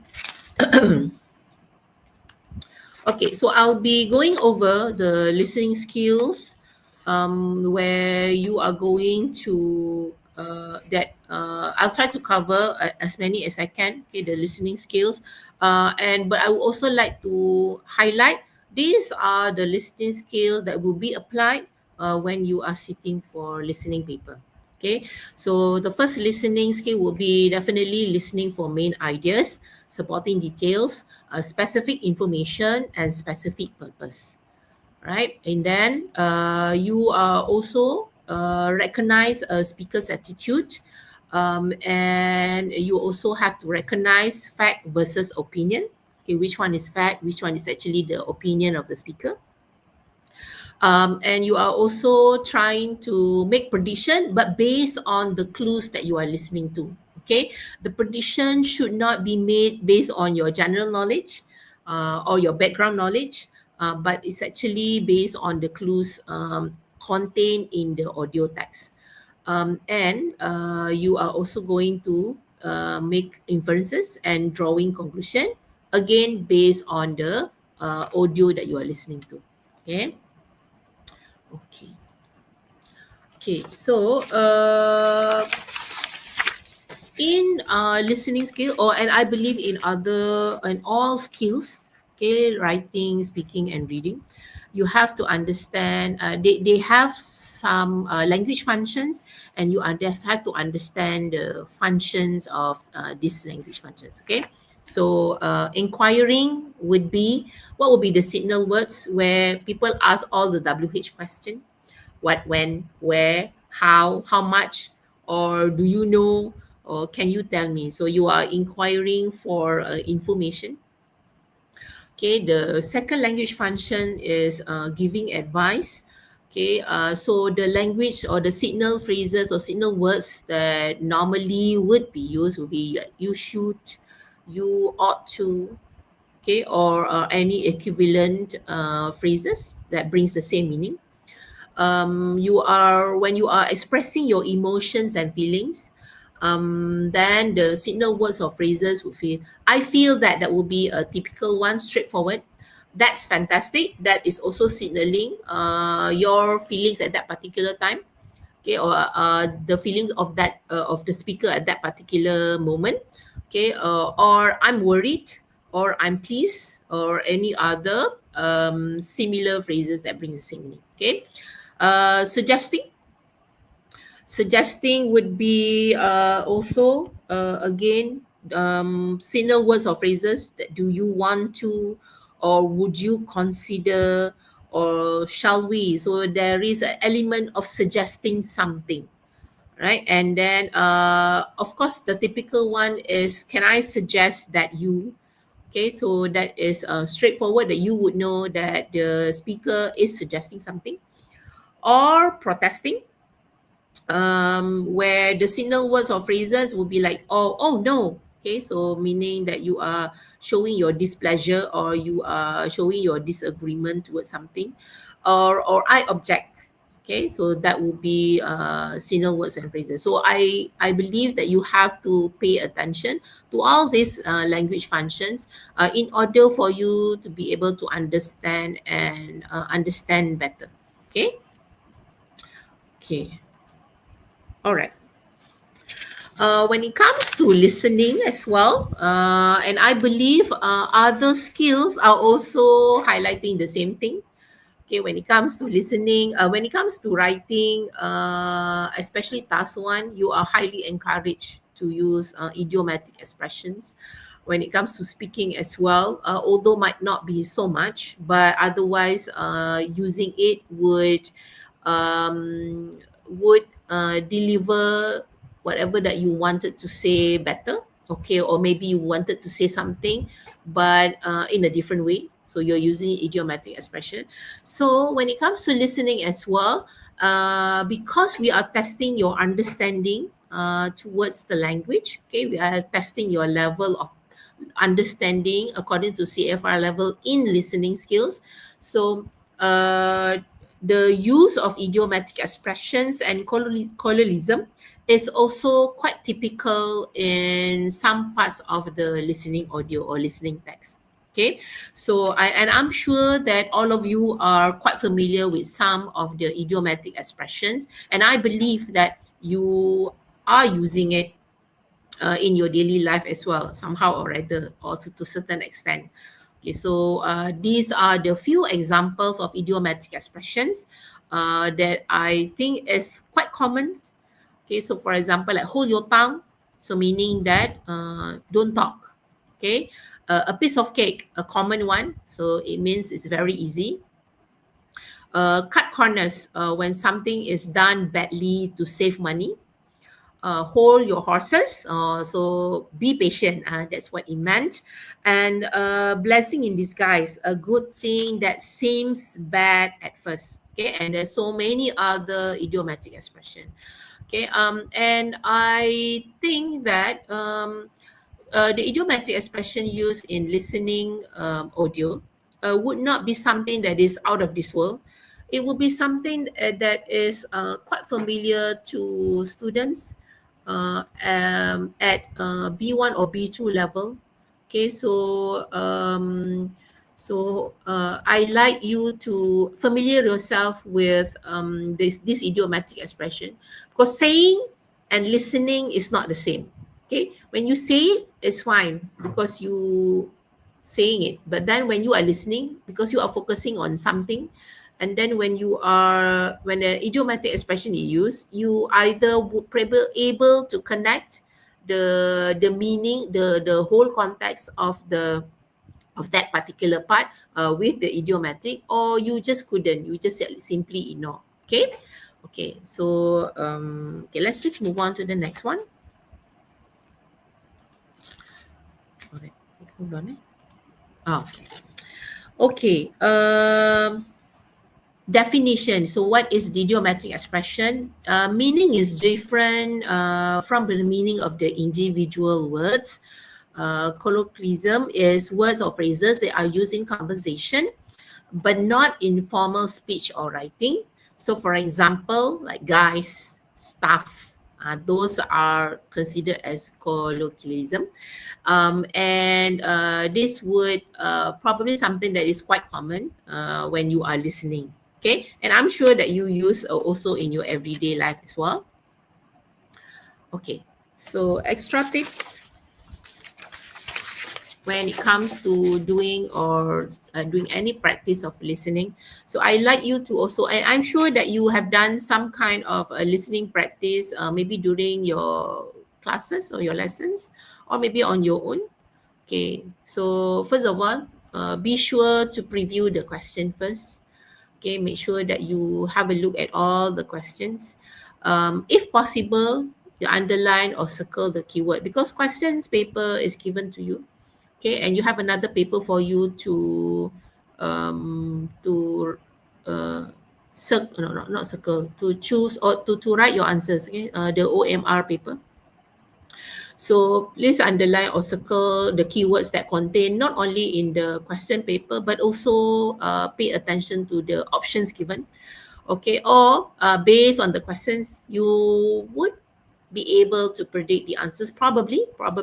Okay, and you listen for signal words. Okay, the typical one would be firstly, however, as a result, right? And if, and it only if possible, simple note taking if you can. Okay, but if not, then just listen carefully. Okay. Okay, and you practice to process information quickly.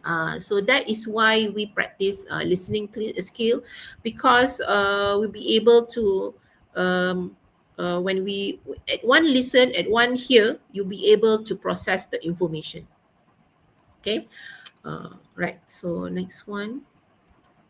Okay, what privilege are we talking about here? Because the privilege that I'm talking about here, because before the actual listening test starts, you'll be given 1 minute to go over all the questions. So do go over all the questions. Okay, use that 1 minute wisely. All right, and then every listening text, there will be 15 to 30 seconds for you to go through the question for each part before the listening text is played. All right, so that is why I like to highlight that, please, yeah, do go over all the questions. Okay, let's move on to the next one. Okay, so step one, exam guide. Okay, so pre-listening, you get an overview of the text. Okay, you read all the question and the answer options carefully. You underline the keywords in the question so that you would know what to listen later on. Okay, what to expect. All right. Step two, listen for specific information. You listen actively for the required information. Okay, and wait. Okay, and you may jot down the important notes and you choose your answer wisely. Okay, choose the correct answer. Okay, step three. Okay, let's say that in one hearing you could not get all the answers. So when you are listening for the second time, make sure that you get all the answers. Do not wait for the second hearing to start choosing the answers. Okay, there are some candidates who thought that the first hearing would be just simply understanding and looking at the question and then just simply just like go through over, and then they'll start choosing the answers in the second hearing. No, it should not be done that way. Okay, the moment that the first the text is played first time, okay, then you start immediately determine the answers, and the second one will be just going over all the answers that you have chosen, and also for you to go over the question that you might miss in the first time that is played. Okay. Okay, and because remember that listening skill will be, I believe, this is my personal point of view, I believe that listening skill would be one paper that for you to be able to score. Okay, because the full marks will be 90, and it's actually typical to, when we look at the marks that was attained by the candidates, it's actually typical to see them scoring 80 and above, 75 and above. But again, please do not take things for granted. Okay, don't take things lightly. All right. If possible, we would like to try to aim to make sure that we're able to answer all the questions. Okay. Okay. All right. Listening for signpost words. Okay, signpost words are commonly used in speech to connect clauses and sentences, and it helps you to be able to navigate the conversation and to anticipate what is the next information. And it helps you to be able to determine whether it's actually an example or main idea, or supporting details.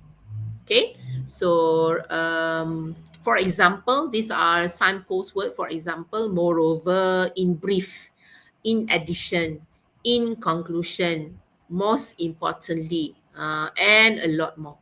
Okay, so do take note of this signpost. All right. Okay, for example, in a sentence, okay, healthy eating may seem boring to some students because they often think it only means eating plain vegetable or tasteless food. On the other hand, it gives the body more energy to focus in class, right? So, on the other hand, there it shows a change of thought and opinion, right? So that is one function of a signpost words. Okay. Example of listing information. Okay. By listening to the audio, healthy eating is very important for keeping our bodies in good health. First, it gives us the nutrients that we need, like vitamins and minerals. Next, it helps prevent health problems such as obesity and diabetes. And finally, eating a balanced diet gives us more energy to do our daily activities. Okay, so this one is example of signal words used to show listing of information. Okay, first, next, and finally. Right? Okay, let's move on to the next one. In drawing conclusion and summarizing, okay, so if you eat too much junk food, you may face health problems like obesity and feeling tired. But if you choose a balanced diet with fruits, vegetables, and whole grains, your body will stay stronger. To sum up, so that is an indicator that you are drawing a conclusion. Healthy eating is really the key to living a better and more active life. Okay, so this just a few signal words or signal posts, okay, for you to be aware of. All right, so remember that, and it will contain a lot, no matter whether you are listening to dialogues or whether you are listening to a monologue, right? Okay. Another thing that you have to be aware of or pay attention to is listening for directions and location. Okay, so common expression used to describe location and direction, and you have to pay attention to the preposition or the landmark words or phrases. Okay, these are just a few of the examples.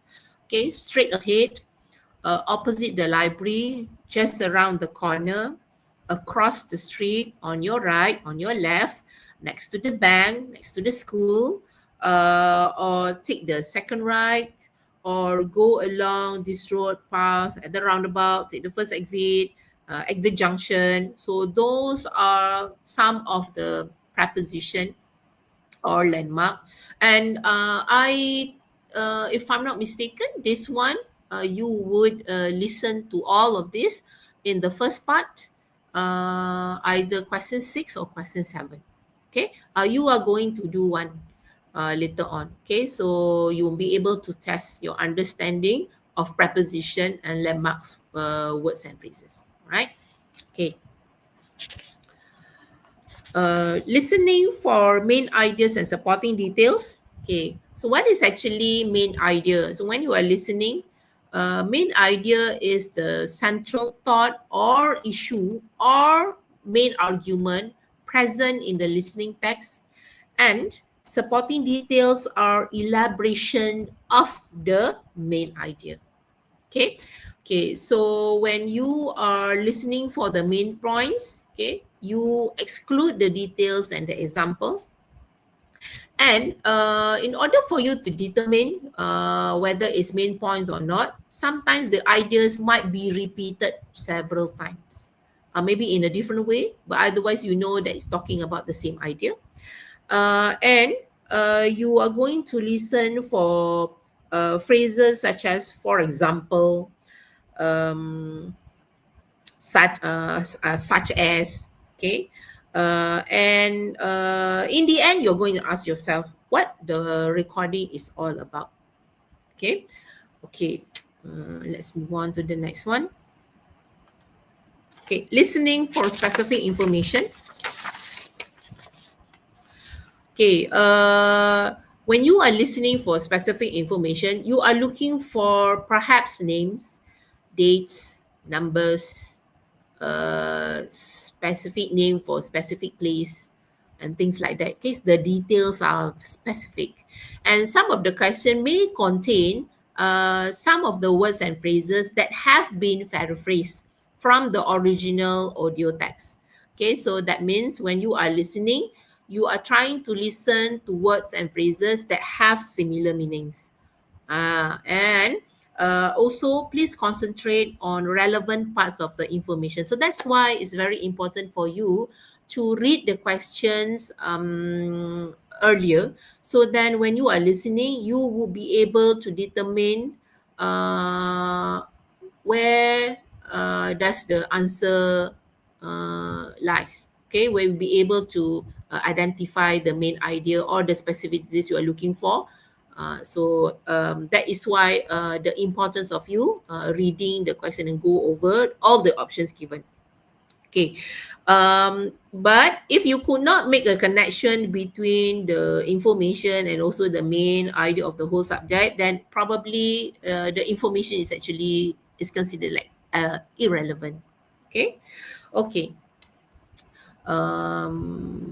I'm still not going to play any audio just yet. Okay, this one is just a practice. I'm just showing you one example of audio text.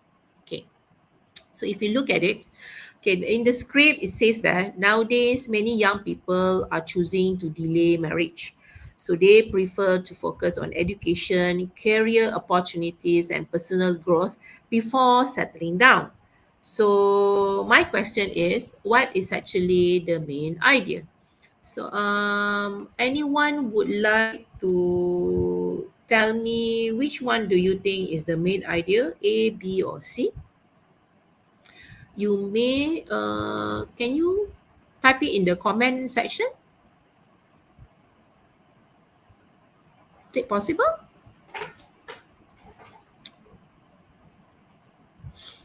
A, okay, right. Totoro-chan, right. Okay, thank you, Totoro-chan. Okay, thank you, Kin, as well. A, what is the main idea? So, young people delay marriage because of education and career. Okay, right. So the answer is A. I would say that the answer is actually B. More young people are delaying marriage. Okay, because we are talking about main idea. So if you, because of education and career, that would be the supporting details or the example. So that's why the answer is actually B. All right. Okay. Can we move on to the next one? Okay, practice 2. Supporting details.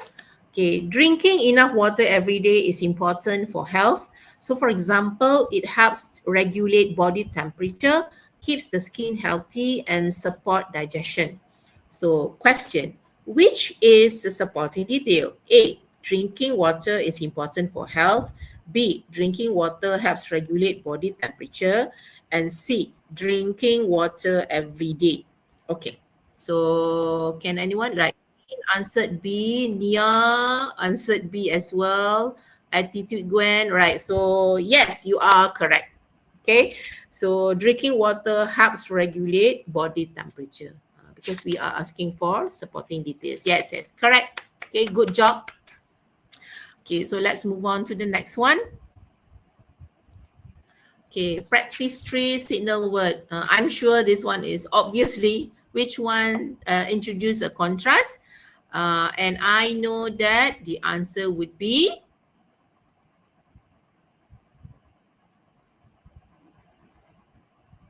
which one that shows a contrast? C, yes, correct. Nia, Kin, Husna, Halu, right? Ahmad Alif, correct. Okay, good job. All right, and the rest of you as well. Okay, good job. So you do know that the senior word to show a contrast would be however. Okay, so let's move on to the next one.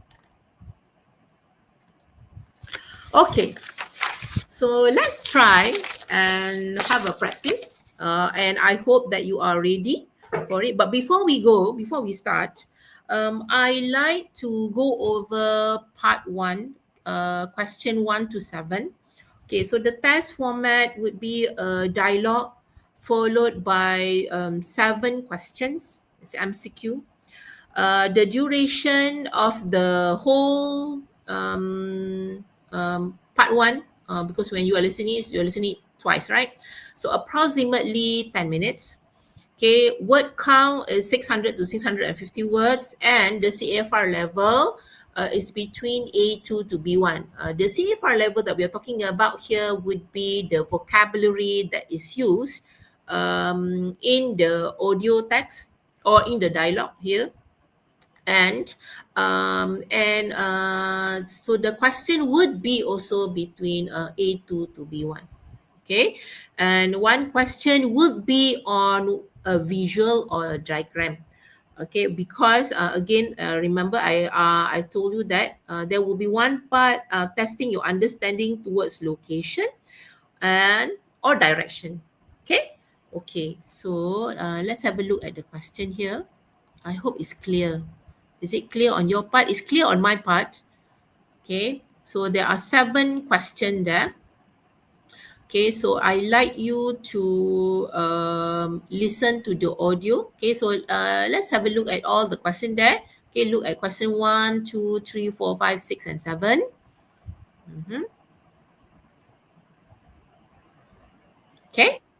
Okay. So can we play the audio now? Part 1. Listen to a conversation between Mariam and her younger brother, Haris. As you listen, choose the correct answer for questions 1 to 7. You now have 30 seconds to look at the questions.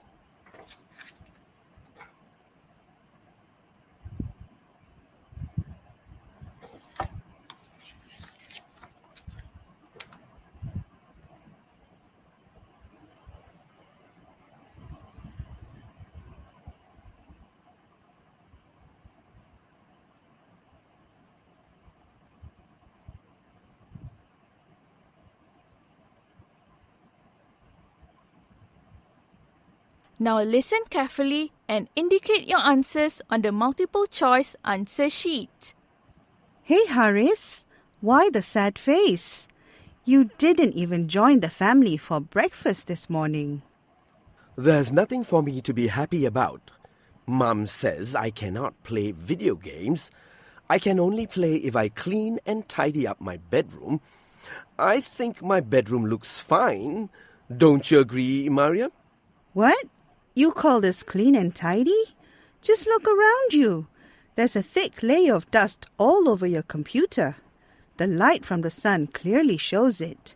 You have piles of clothes all over the floor, your bed and your chair as well. I don't know where else to put them. My cupboard is full. Maybe I should ask Mum to buy me a bigger cupboard. Actually, the cupboard is not the problem. Here's what I did. I gave away clothes which I had not used for a long time. I also gave away clothes that were too tight or old-fashioned. So I had a lot of space in my cupboard for my clothes.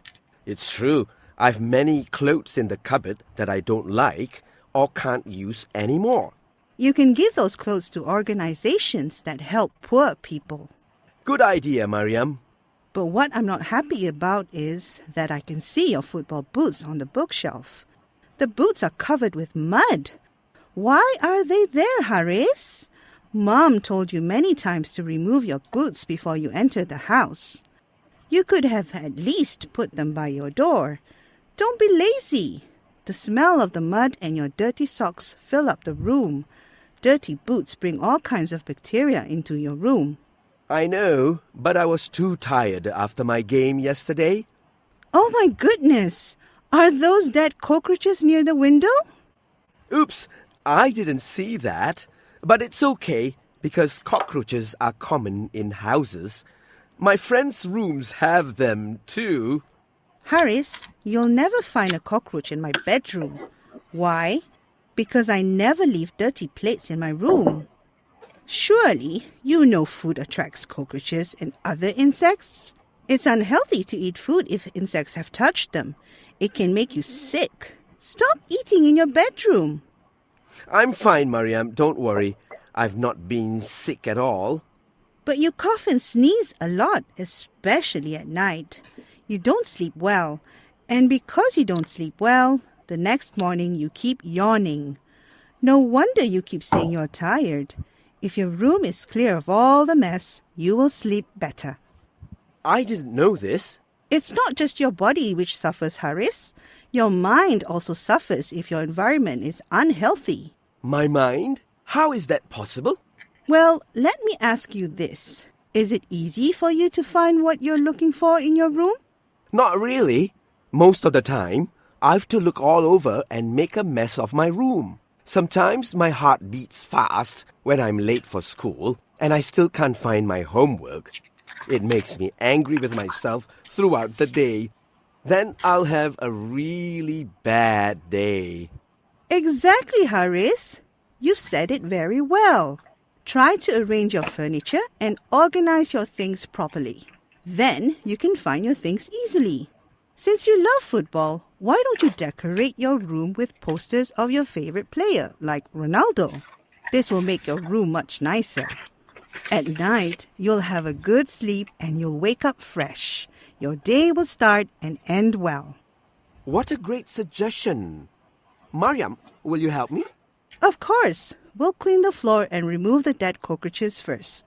Also, I think we should move your desk because it's in the corner now. It's too dark there. We'll move it to the window that is opposite your bed. It's brighter and you'll have a nice view. I agree. Let's do it.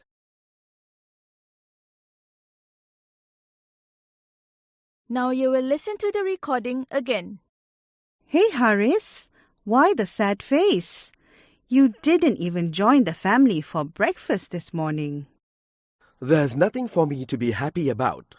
Mom says I cannot play video games. I can only play if I clean and tidy up my bedroom. I think my bedroom looks fine. Don't you agree, Mariam? What? You call this clean and tidy? Just look around you. There's a thick layer of dust all over your computer. The light from the sun clearly shows it.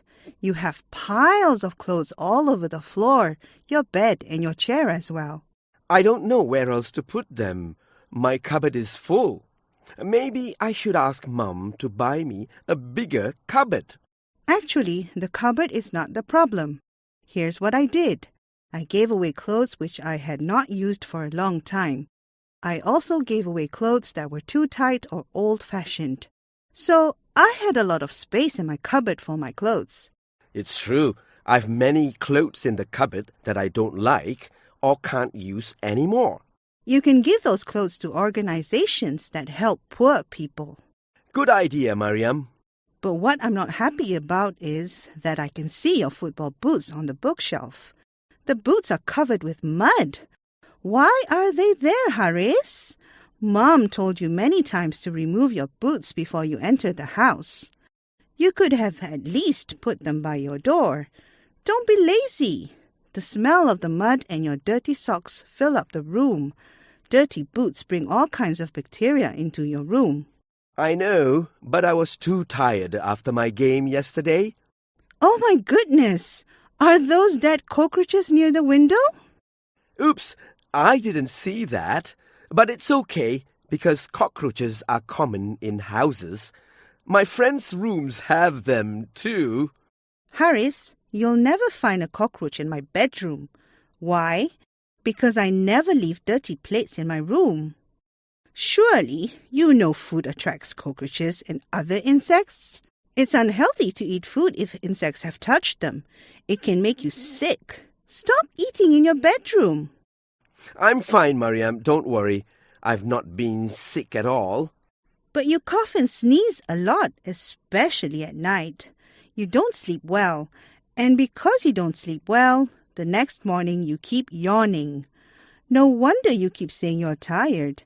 If your room is clear of all the mess, you will sleep better. I didn't know this. It's not just your body which suffers, Haris. Your mind also suffers if your environment is unhealthy. My mind? How is that possible? Well, let me ask you this. Is it easy for you to find what you're looking for in your room? Not really. Most of the time, I've to look all over and make a mess of my room. Sometimes my heart beats fast when I'm late for school and I still can't find my homework. It makes me angry with myself throughout the day. Then I'll have a really bad day. Exactly, Haris. You've said it very well. Try to arrange your furniture and organize your things properly. Then you can find your things easily. Since you love football, why don't you decorate your room with posters of your favorite player, like Ronaldo? This will make your room much nicer. At night, you'll have a good sleep and you'll wake up fresh. Your day will start and end well. What a great suggestion. Mariam, will you help me? Of course, we'll clean the floor and remove the dead cockroaches first. Also, I think we should move your desk because it's in the corner now. It's too dark there. We'll move it to the window that is opposite your bed. It's brighter and you'll have a nice view. I agree. Let's do it. That is the end of part 1. Now turn to part 2. Okay, so let's stop for a while. Okay, let's just discuss the answers first. And I think based on the comments given there, quite a number of you have managed to get the answers. Okay, so good job. Right, well done. So let's just go over the answers first. Okay. Okay. All right. Question number 1, the answer is C. He needed to clean his room. And then the clue that was given in the audio just now is I can only play if I clean and tidy up my bedroom. Okay. Number 2, the answer is C, dust. Because there is actually a phrase just now, a layer of dust. So that is very quite clear and straightforward. Number 3, Haris can put all his clothes in his cupboard if the answer is B. Because I gave away clothes, there are 2 types. Okay, that one is given, was informed by Mariam. I gave away clothes, there are 2 types and old-fashioned. So because the question said, Haris can put all his clothes in his cupboard if. So meaning he have not done it, but then Mariam is giving him the suggestion. So that is why the answer is B. Okay, he checks his old and tight clothes properly. Number 4, Haris left his football boots. The answer is A, on the bookshelf, because Mariam said that she can see the boots on the bookshelf. Okay, so that is why the answer is A. Number 5 is A, attract insects. And because Mariam said that surely you know food attract other insects. Right, so eating in the bedroom. And she also said that she never leave any dirty plates in her room. So hopefully you're not doing the same thing as well. Hopefully there will be no cockroaches in your own room as well. And number 6, the answer would be, okay, let me go to the next slide. Okay, hold on. Okay, 6, the answer is brighter. Okay, because she said, we move it to the window, it's brighter. Right? We move the desk, the desk to the window, and it's going to be brighter. And number 7, okay, based on the location of on how to move the table there. Okay, the phrase that was given, because the answer is B. Okay, because you move it to the window opposite your bed, and you will have a nice view. So when you are sitting at the desk, so the answer is B. Okay, all right. So I see that some saying that they got 5 upon 7. Okay, 6/7, good job. Okay, 5/7 is also good job. But anyone managed to get 7/7?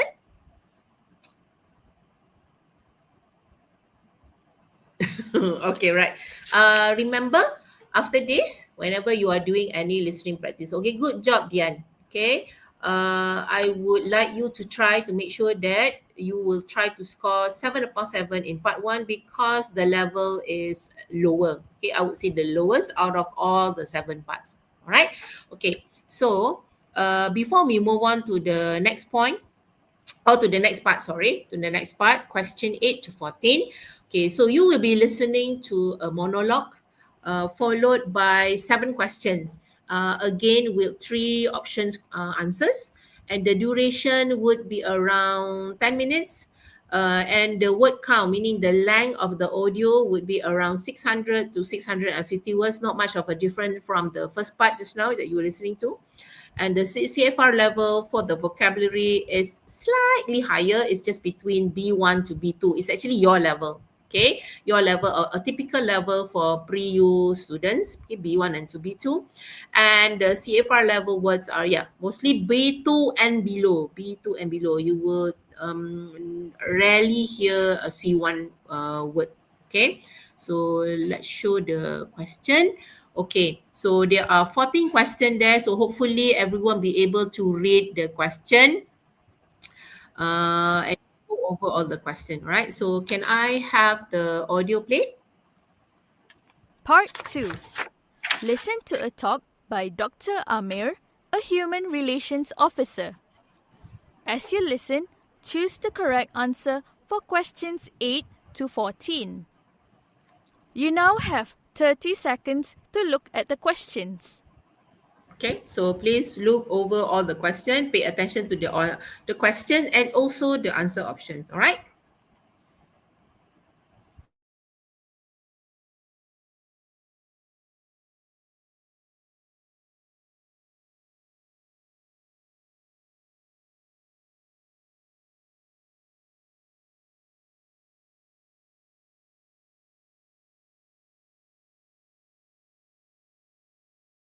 Now listen carefully and indicate your answers on the multiple choice answer sheet. Thank you to the Student Club of Seri Perak University for inviting me today. Congratulations to all of you for continuing your studies here. You have made the right decision. I studied here 20 years ago and I had an unforgettable time. This is where I made amazing friends who are still a crucial part of my life until now. Today, I'm happy to share with you about finding good friends at university. You already have good friends back in school, but in university context, having good friends carries a different meaning. You live under one roof and you rely on each other emotionally and sometimes financially too. This kind of support is essential as you are away from home. I am 40 now and I've been through a lot in my life. However, I am grateful to have many beautiful friendships, some of which I still have until today. University is where you learn about life. You struggle with real-life problems like meeting deadlines, organizing projects, and completing assignments. Especially during group work, you will find that not all your friends will contribute in finishing the tasks. Some will take the easy way out. But good friends will take equal responsibilities. They work with you all the way even though the task is difficult. A good friend will stay by your side to listen to you and support you in dealing with your problems. A good friend does not have to be someone you talk to every day. I can call them up even though we have not spoken for quite some time. It feels like we just talked yesterday. We don't feel awkward despite a long period of silence.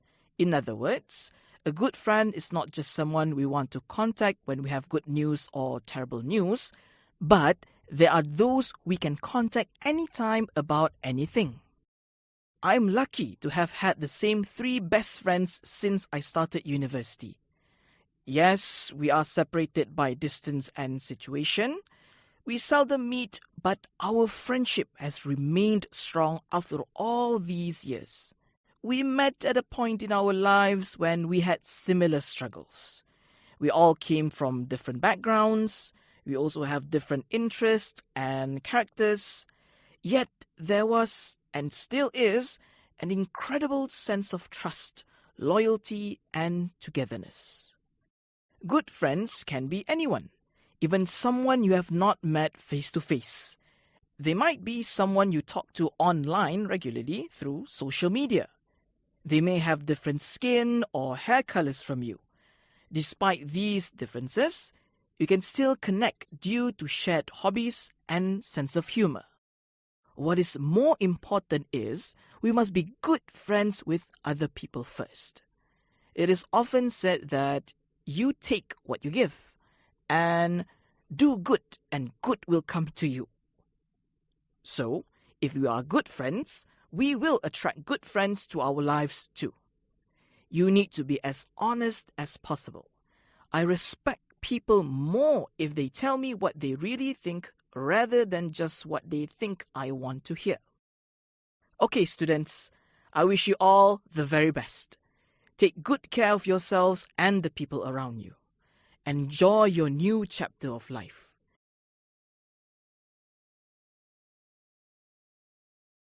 Now you will listen to the recording again. Thank you to the Student Club of Seri Perak University for inviting me today. Congratulations to all of you for continuing your studies here. You have made the right decision. I studied here 20 years ago, and I had an unforgettable time. This is where I made amazing friends who are still a crucial part of my life until now. Today, I'm happy to share with you about finding good friends at university. You already have good friends back in school, but in university context, having good friends carries a different meaning. You live under one roof and you rely on each other emotionally and sometimes financially too. This kind of support is essential as you are away from home. I am 40 now and I've been through a lot in my life. However, I am grateful to have many beautiful friendships, some of which I still have until today. University is where you learn about life. You struggle with real-life problems like meeting deadlines, organizing projects, and completing assignments. Especially during group work, you will find that not all your friends will contribute in finishing the tasks. Some will take the easy way out, but good friends will take equal responsibilities. They work with you all the way even though the task is difficult. A good friend will stay by your side to listen to you and support you in dealing with your problems. A good friend does not have to be someone you talk to every day. I can call them up even though we have not spoken for quite some time. It feels like we just talked yesterday. We don't feel awkward despite a long period of silence. In other words, a good friend is not just someone we want to contact when we have good news or terrible news, but there are those we can contact anytime about anything. I'm lucky to have had the same 3 best friends since I started university. Yes, we are separated by distance and situation. We seldom meet, but our friendship has remained strong after all these years. We met at a point in our lives when we had similar struggles. We all came from different backgrounds. We also have different interests and characters. Yet there was, and still is, an incredible sense of trust, loyalty, and togetherness. Good friends can be anyone, even someone you have not met face to face. They might be someone you talk to online regularly through social media. They may have different skin or hair colors from you. Despite these differences, you can still connect due to shared hobbies and sense of humor. What is more important is we must be good friends with other people first. It is often said that you take what you give, and do good and good will come to you. So, if we are good friends, we will attract good friends to our lives too. You need to be as honest as possible. I respect people more if they tell me what they really think rather than just what they think I want to hear. Okay, students, I wish you all the very best. Take good care of yourselves and the people around you. Enjoy your new chapter of life. That is the end of part 2. Now turn to part 3. Okay. All right. Okay, good job, everyone. Yes. Okay, I'm so proud of you. Okay, so let's just go over the answers. Okay, and then you can double check with your answers. Okay, I move to the next slide. Okay, so number 8. So what do Dr. Amir and the students have in common? So the answer is B. Studied in Seri Perak University, because he mentioned I studied here 20 years ago, and here is referring to the Seri Perak University, and he thanked the student for inviting him in the earlier part. Okay, so the answer is B. Number 9, Dr. Amir was grateful because his friends, the answer is B, stayed close with him all these years. And the answer, we can get the answer when we are listening to it just now. Grateful to have many beautiful friendship, and some of it I still have until today. Okay. Okay, number 10, the answer is C, avoid difficult work in group projects. Okay, and the answers is indicated. This one is indirectly. Okay, so you have to infer. Will find not all your friends will contribute, and some will take the easy way out. Okay, they will not contribute in finishing the task, and then some will take the easy way out. Okay, and then question number 12. I'm so sorry, the slides are a bit off. Okay. Okay, number 12, the answer is C. They grow close to each other despite hardly meeting. We seldom meet, but our friendship remains strong. Okay, that's why the answer is C. 13, the answer is B, common interest. What attracts people to become good friends online will be a common interest, because it says here that they may have different skin and hair colors. Okay, but despite these differences, connect due to shared hobbies and sense of humor. Okay, so that is why the answer is B. And finally, 14, the final advice to the student is they should, see, the answer is C, develop good qualities as a friend, because okay, the clue that is given there would be more important is you must be good friend to other people first. Okay, and there are certain expression used that often say that you take what you give, do good, and good will come to you. Okay, so they should develop good qualities as a friend. All right. Okay, so so how many of you able to get all the answers correct?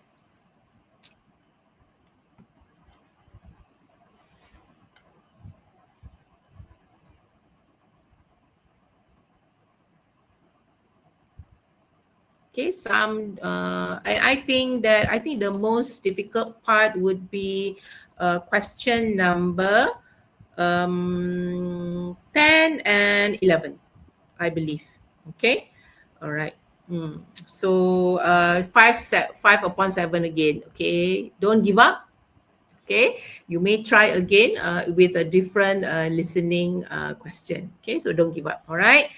I feel like A suits the most in question number 11. Question number 11. Oh, okay. Right.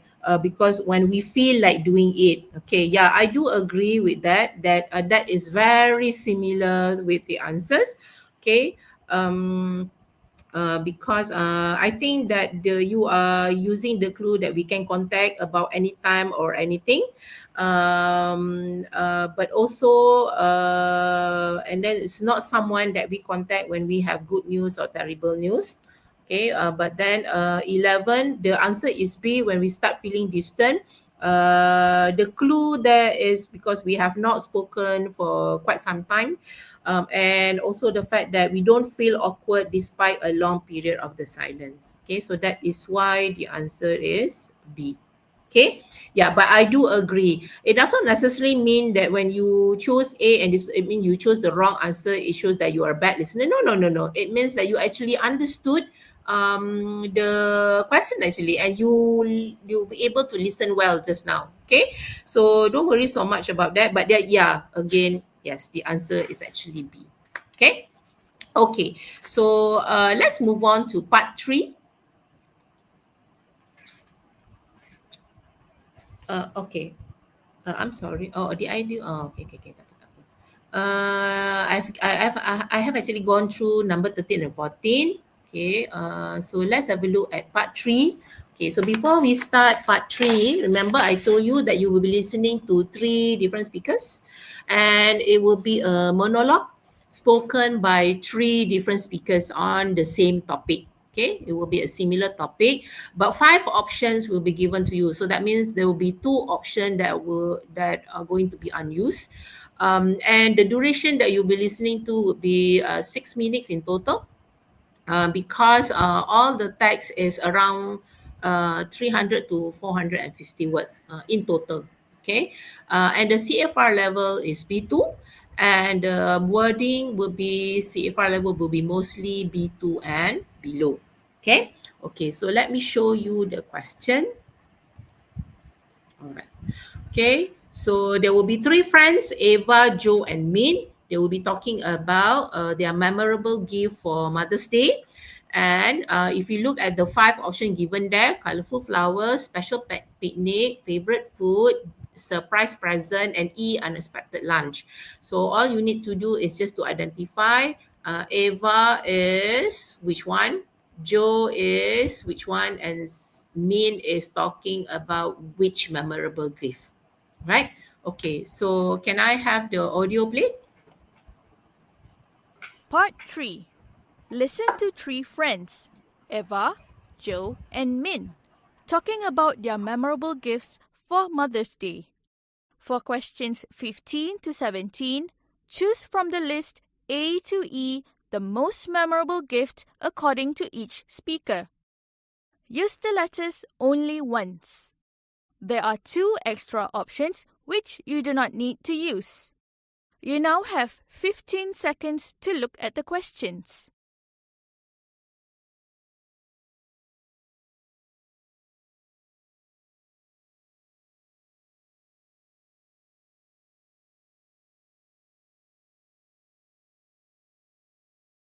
Now listen carefully and indicate your answers on the multiple choice answer sheet. Speaker 1, Eva. On Mother's Day, my siblings and I usually give a beautiful bouquet of flowers to our mother. She loves orchids. She has many pretty orchids in her garden. One special activity that I will never forget is when we organized a picnic at the park. It was a lovely day. We decorated our picnic area nicely. We hung a big banner with the greeting, Happy Mother's Day, and a beautiful poster of our beloved mother. We scattered orchids everywhere on the picnic mat. We also brought lots of home-cooked food. I cooked our mother's favorite food, which is tomato rice. We played games and took many memorable photos. We also had great chats and laughter. All of us, especially our mother, enjoyed the activity and time we spent together. Speaker 2, Joe.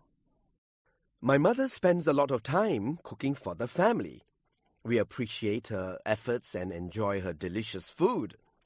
One Mother's Day, my siblings and I decided to give our mother a surprise lunch at home, although initially we wanted to have a picnic.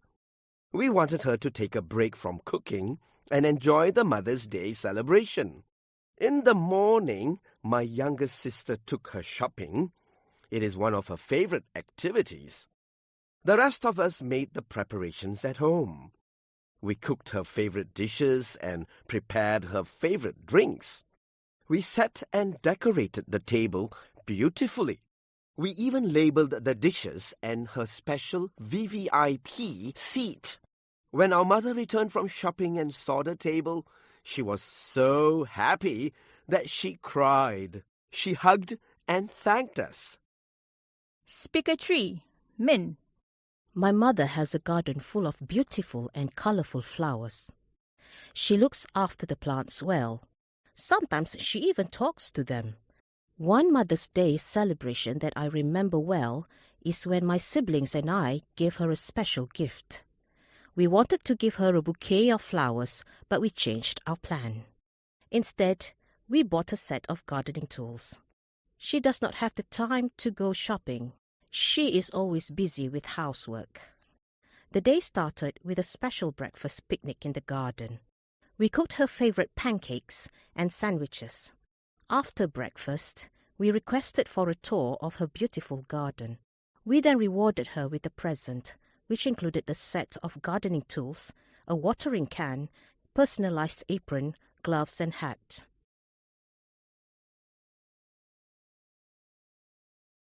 Now you will listen to the recording again. Speaker 1, Eva. On Mother's Day, my siblings and I usually give a beautiful bouquet of flowers to our mother. She loves orchids. She has many pretty orchids in her garden. One special activity that I will never forget is when we organized a picnic at the park. It was a lovely day. We decorated our picnic area nicely. We hung a big banner with the greeting, Happy Mother's Day, and a beautiful poster of our beloved mother. We scattered orchids everywhere on the picnic mat.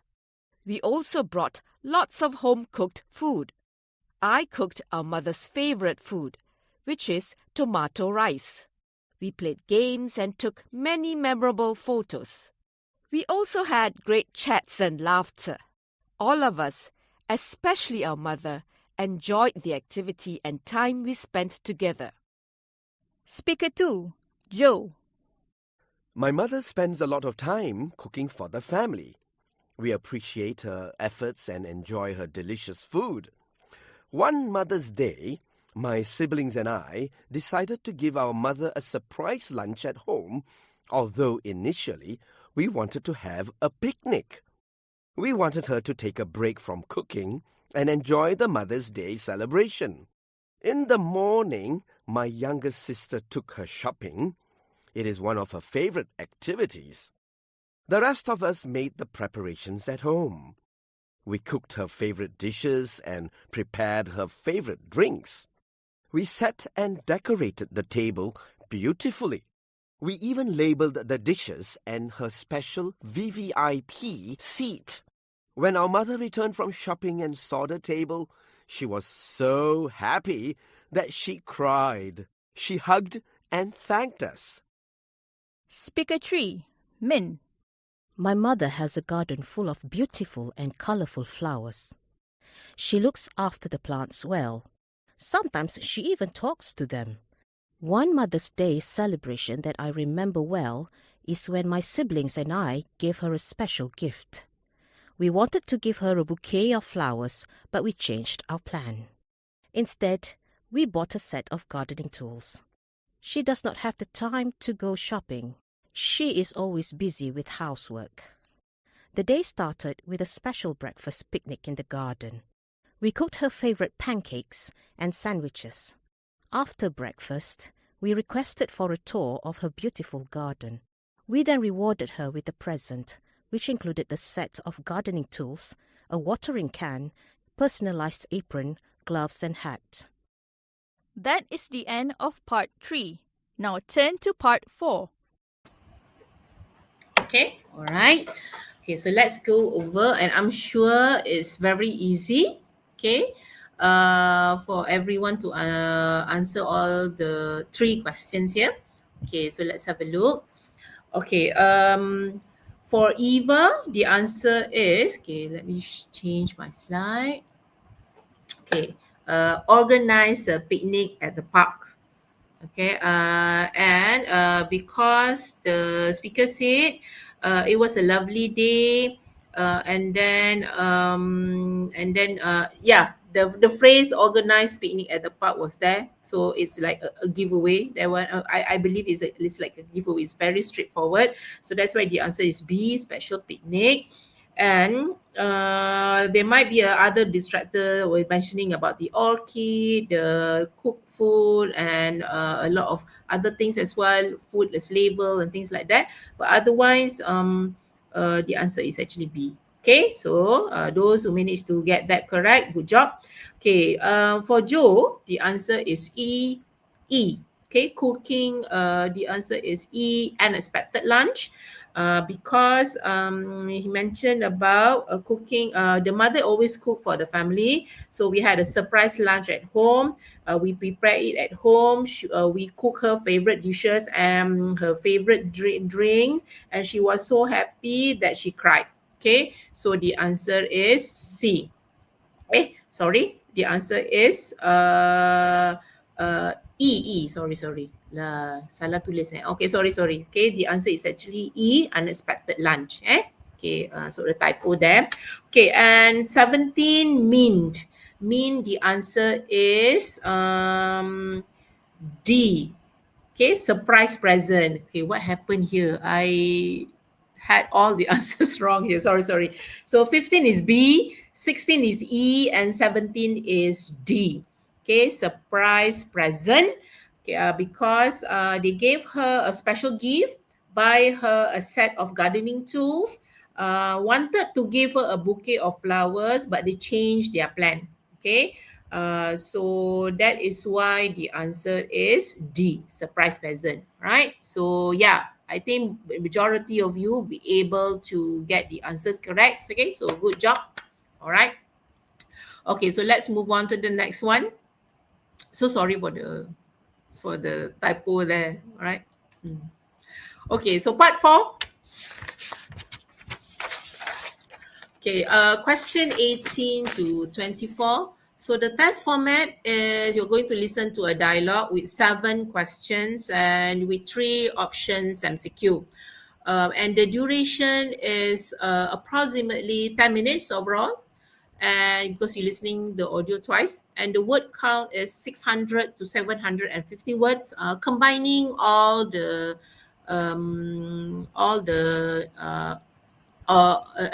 overall. Okay, it's not 3 texts. No. 600 to 700 words, and the CFR level is B2, but and mostly will be B2 and below. Okay, so let's have a look at the question here. All right, so if you look at the first question itself, it's talking about generation gap. So that means that there is a possibility that you will be listening to something that a dialogue talking about generation gap. Okay, so look at all the questions, pay attention to the options given, and I think that we are ready to go. Okay, so can we play the audio? Part 4. Listen to an interview between Wani, a college student, and Mr. Ray Chong, a human resource manager, on generation gaps at the office. As you listen, choose the correct answer for questions 18 to 24. You now have 30 seconds to look at the questions.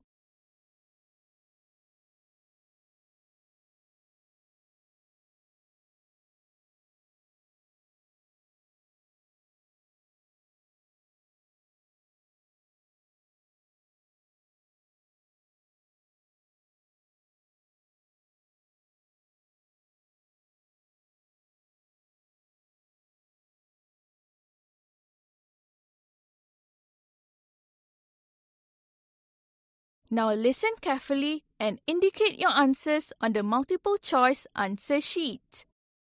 Good morning, Mr. Ray. Welcome to our Career Club Talk. Our topic today is generation gaps at the office. What exactly does it mean? A generation gap is a difference in values, beliefs, and opinions between different generations. Most companies today have workers of different generations across departments. We have baby boomers. They are the old generation who usually holds higher posts. We also have Gen Y and Gen Z. These are the young people. When were they born? The baby boomers were born between 1946 and 1964. Gen X were born from 1965 to 1980. Gen Y between 1981 and 1996. Gen Z were born between 1997 and 2012. I see. I am sure each generation has its own style of work and attitude at the office. Will these differences cause any big problem? Yes, the main problem is poor communication. This could cause arguments. These may not start from existing conflicts among workers, but they begin from misunderstanding. If the problems continue, they will cause bigger harm to the company. It will affect the quality of work. How do you solve these problems? Companies need to reduce the generation gap, practice effective communication, use different ways to communicate, choose face-to-face, telephone, or modern technologies such as email and social media like WhatsApp. The younger generation finds it easy to use the modern ones. The older generation finds it a little difficult. They prefer personal touch.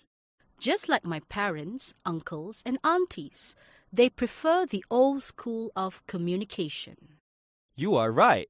The young people are more comfortable using the new ways. At the office, clear communication among workers is very important. It helps to improve the performance of a team. It also builds good relationship among workers. Companies should take note of the different ways each generation communicates. They must encourage flexible communication. This is to create a sense of comfort among all workers to understand each other better. Mr. Ray, my generation is what we call the digital natives, right? We are familiar with computers and the internet from an early age. But the older generation are the digital immigrants. They start using digital technology, computers, and the internet only in their adult life. How does technology affect their work at the office? It increases work performance. Offices must train all workers on the use of technology. Yes, this includes the young people too. It is to make sure that all workers can use the latest technology. They need to stay relevant and produce good work. Companies should use training methods that are suitable for each generation. This is because they have different learning styles. There are many ways to train them, like active, online, and practical training. What about the workers themselves? Can they conduct training for their colleagues from different generations? Of course, each generation has its own strengths. Companies can get the two different generations to train each other, and this can help create a positive work environment. They can share a lot of things. The older generation has a lot of work experience. That is awesome. The younger generation is good at technology. We can guide our older colleagues on this. Yes, this will make all workers feel valued. The training can also improve the relationships between generations. Great. What about managers? How can they help? Good question, Wani. Each generation brings its own abilities to the office. Managers need to know this. It is important for them to adapt their management style to each generation. They must always provide support to all workers. Happy workers will not leave the company. When they understand the different generations well, their company will perform better.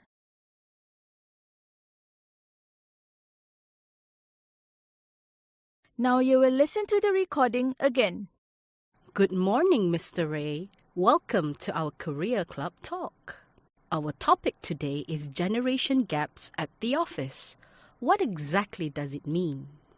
A generation gap is a difference in values, beliefs, and opinions between different generations. Most companies today have workers of different generations across departments. We have baby boomers. They are the old generation who usually holds higher posts. We also have Gen Y and Gen Z. These are the young people. When were they born? The baby boomers were born between 1946 and 1964. Gen X were born from 1965 to 1980. Gen Y between 1981 and 1996. Gen Z were born between 1997 and 2012. I see. I am sure each generation has its own style of work and attitude at the office. Will these differences cause any big problem? Yes, the main problem is poor communication. This could cause arguments. These may not start from existing conflicts among workers, but they begin from misunderstanding. If the problems continue, they will cause bigger harm to the company. It will affect the quality of work. How do you solve these problems? Companies need to reduce the generation gap, practice effective communication, use different ways to communicate, choose face-to-face, telephone, or modern technologies such as email and social media like WhatsApp. The younger generation finds it easy to use the modern ones. The older generation finds it a little difficult. They prefer personal touch. Just like my parents, uncles, and aunties, they prefer the old school of communication. You are right. The young people are more comfortable using the new ways.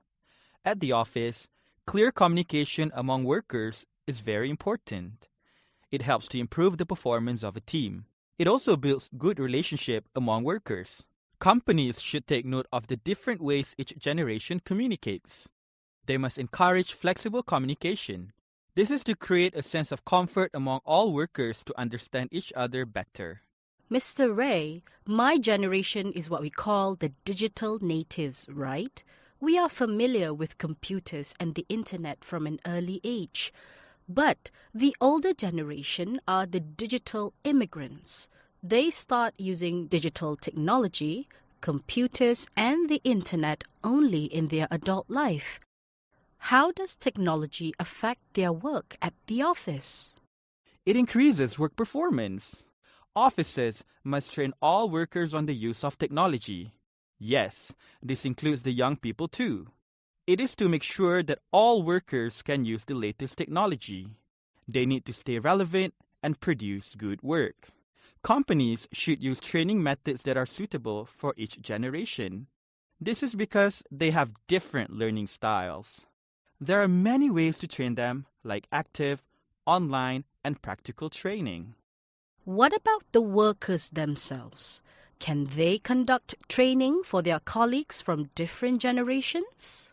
Of course, each generation has its own strengths. Companies can get the two different generations to train each other, and this can help create a positive work environment. They can share a lot of things. The older generation has a lot of work experience. That is awesome. The younger generation is good at technology. We can guide our older colleagues on this. Yes, this will make all workers feel valued. The training can also improve the relationships between generations. Great. What about managers? How can they help? Good question, Wani. Each generation brings its own abilities to the office. Managers need to know this. It is important for them to adapt their management style to each generation. They must always provide support to all workers. Happy workers will not leave the company. When they understand the different generations well, their company will perform better. That is the end of part 4. Now turn to part 5. So, I hope that you were able to get all the answers. Okay, so let's just go over the answers first. Okay, and then you cross-check with your answers. Okay, so 18. A generation gap happens when people have... Okay, let me change this.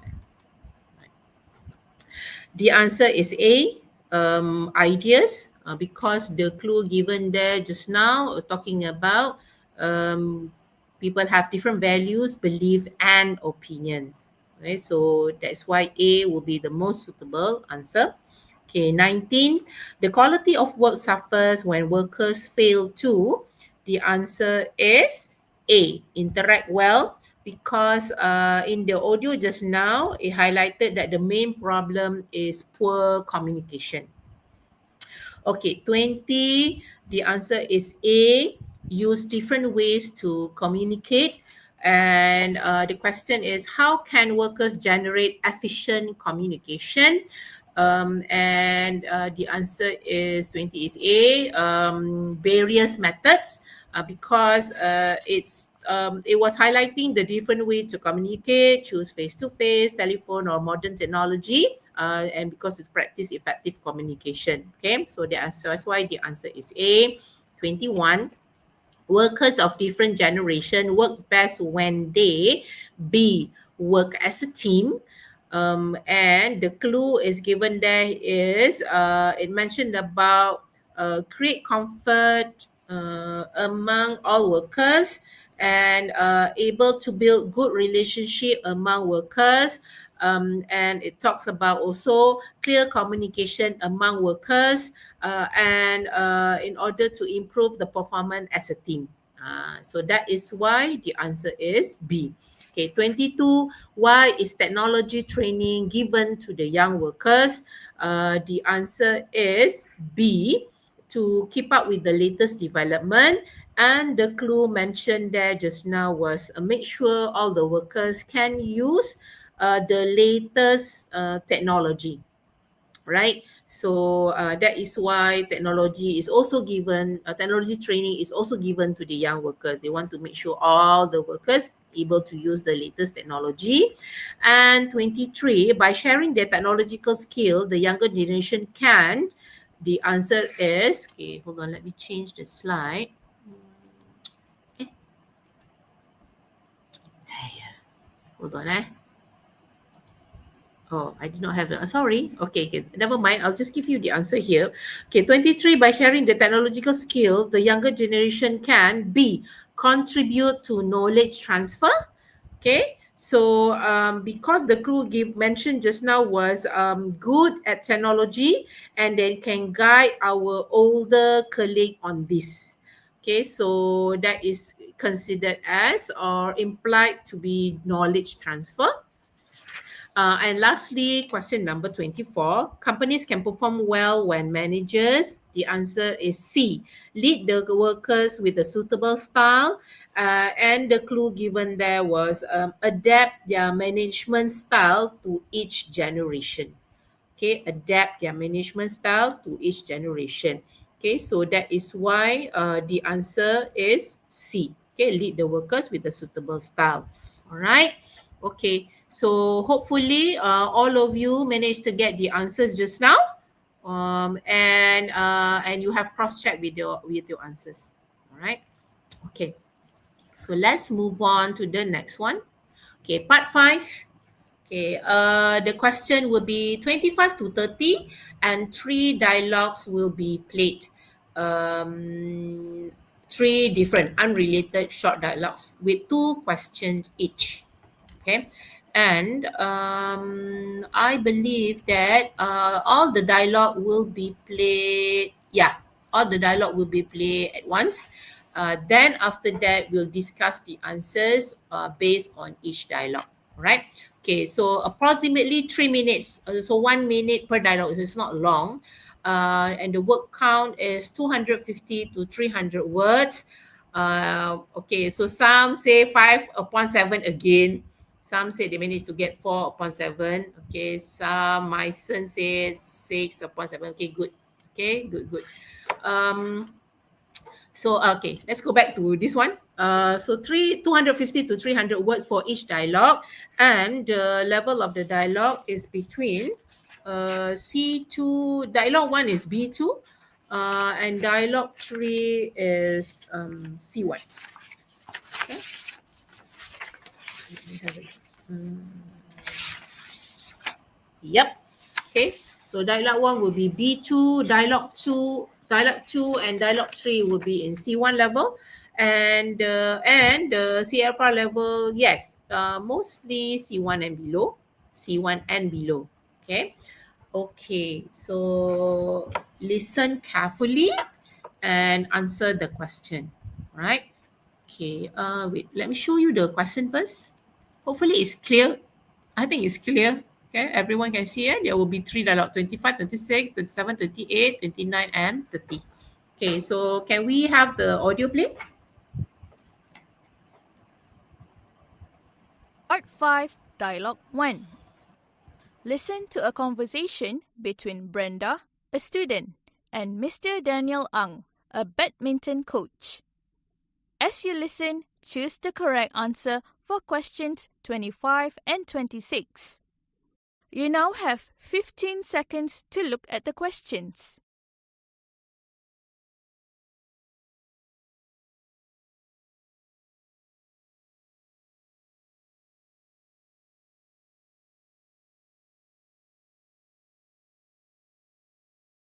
Now listen carefully and indicate your answers on the multiple choice answer sheet. Mr. Daniel, my project on badminton is due very soon, and I need to get some information on the sport. Can you please help me? Sure. What do you need to know? First of all, can you tell me the origin of badminton? Badminton originated in England in the late 19th century. Its roots are tied to the game of battledore and shuttlecock, which can be traced back to ancient Greece. Battledore and shuttlecock was a simple game where players used paddles to hit the shuttlecock between them. The objective was to keep the shuttlecock from landing on the ground. How then did it get the name badminton? The sport underwent its first significant change in the 1800s when the British Army officers in India introduced a net and court. The game was brought back to England by retired officers and played at a private home called Badminton House. So that's how the game became known as badminton. Interesting. What are the popular badminton tournaments? The first World Championships were held in 1977. A number of regional and national badminton tournaments are held in several countries.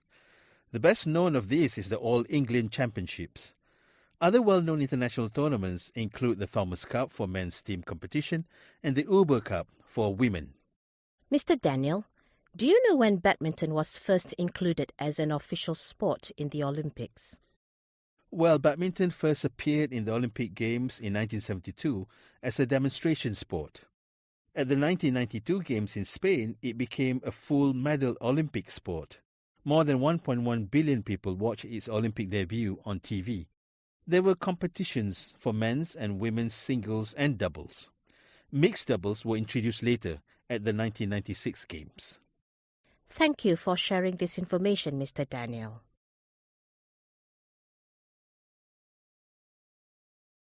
Now you will listen to the recording again.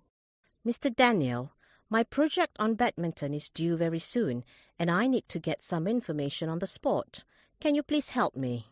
Sure. What do you need to know? First of all, can you tell me the origin of badminton?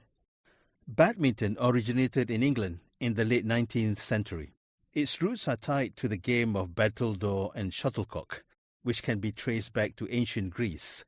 Battledore and shuttlecock was a simple game where players used paddles to hit the shuttlecock between them. The objective was to keep the shuttlecock from landing on the ground. How then did it get the name badminton? The sport underwent its first significant change in the 1800s when the British Army officers in India introduced a net and court. The game was brought back to England by retired officers and played at a private home called Badminton House.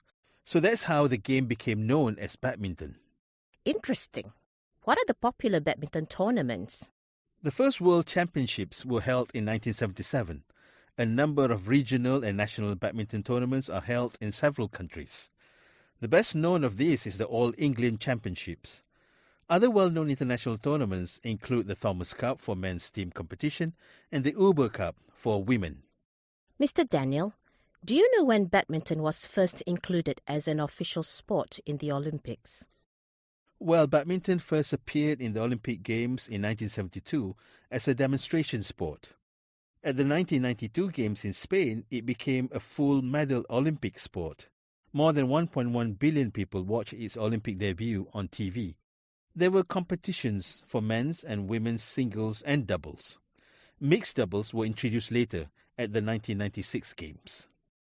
Thank you for sharing this information, Mr. Daniel. That is the end of Dialogue 1. Now look at Dialogue 2. Part 5, Dialogue 1. Listen to a conversation between Brenda, a student, and Mr. Daniel Ang, a badminton coach. As you listen, choose the correct answer for questions 25 and 26. You now have 15 seconds to look at the questions.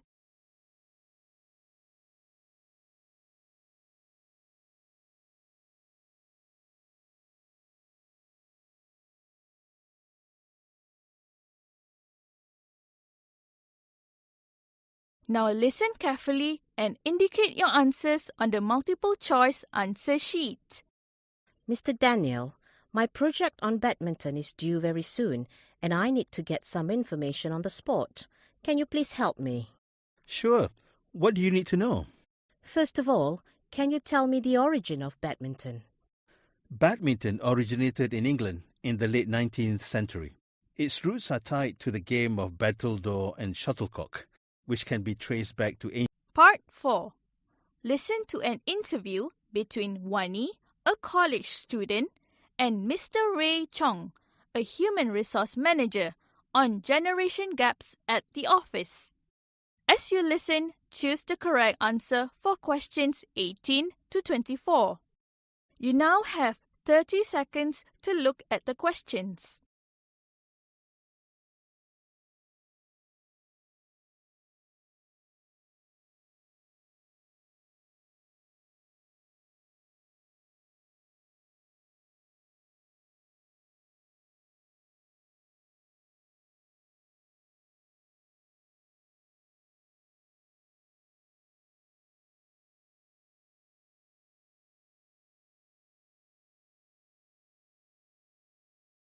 Now listen carefully and indicate your answers on the multiple choice answer sheet. Good morning, Mr. Ray. Welcome to our Career Club talk. Our topic today is generation gaps at the office. What Okay, exactly I does it think mean? that the audio A is generation gap is the difference in replaying the values, beliefs, part and opinions between 4. different Can we generations. stop the audio? Okay, right.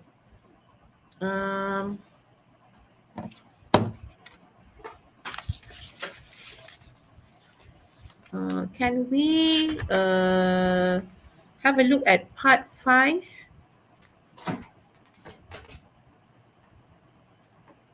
Part 5, because I think that right now we have to listen to dialogue 2. Okay, because we have done dialogue 1. Can we replay the audio? Let's try again. If it's not, then I believe that we can only discuss the answer for dialogue 1. Can we just try again, see whether it's working or not?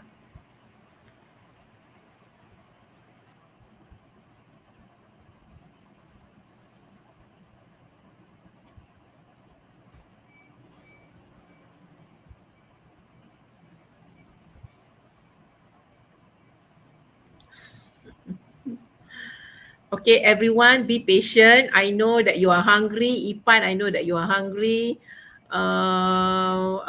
Just be more, okay? Yes, I do. Remember, I reminded you that when it comes to listening, sometimes students towards the end, they will start losing their focus and things like that, okay?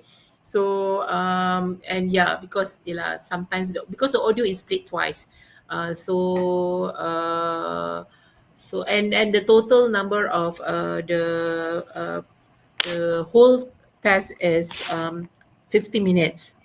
So you have to be a bit patient. Okay, you are cooking dim sum. Okay.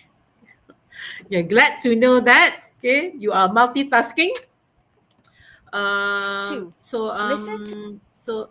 Okay.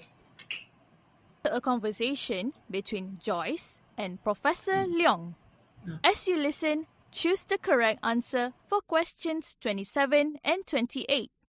You now have 15 seconds to look at the questions.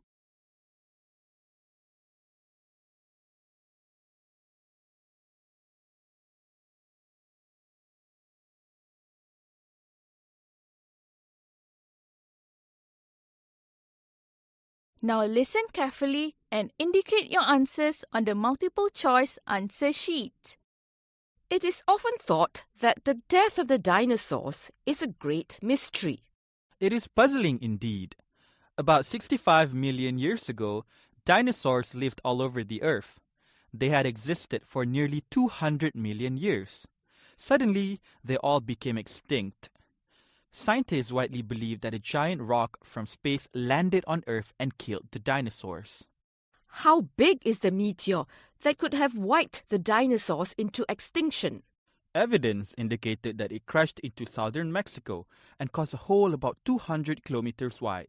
The crash also caused widespread fires, earthquakes, and tidal waves. Plants were killed, rivers and oceans were poisoned and uninhabitable. That is terrible. What happened after that? Soon after, no food was left for the plant-eating dinosaurs. When they died, there was no food for the meat-eating dinosaurs. The meteor killed almost 70% of all plants and animals on Earth. The only animals that could survive were small ones that could eat many kinds of food. But it was claimed that the meteor alone did not cause dinosaurs to become extinct. Yes, some scientists argue that the dinosaurs were already getting weaker. They are still trying to figure out why. One reason might be diseases. Another might be climate change. However, a big part of the mystery is why some types of animals survived. If climate change killed dinosaurs, it should have also killed frogs. If the meteor killed most sea reptiles, it should have killed crocodiles. Yet, frogs and crocodiles still exist in the world today.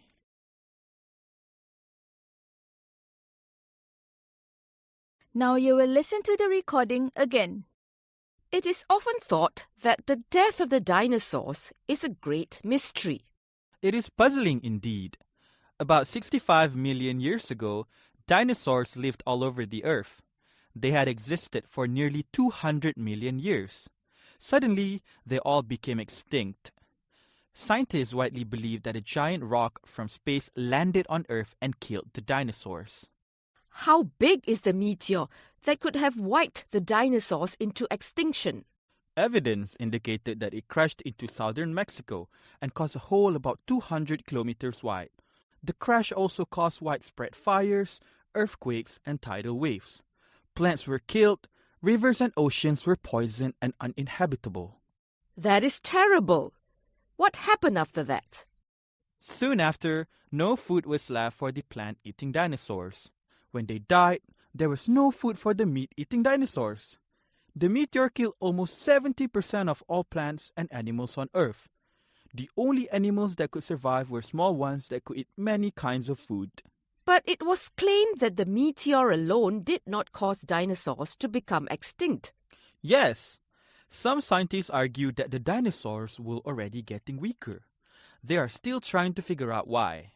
One reason might be diseases. Another might be climate change. However, a big part of the mystery is why some types of animals survived.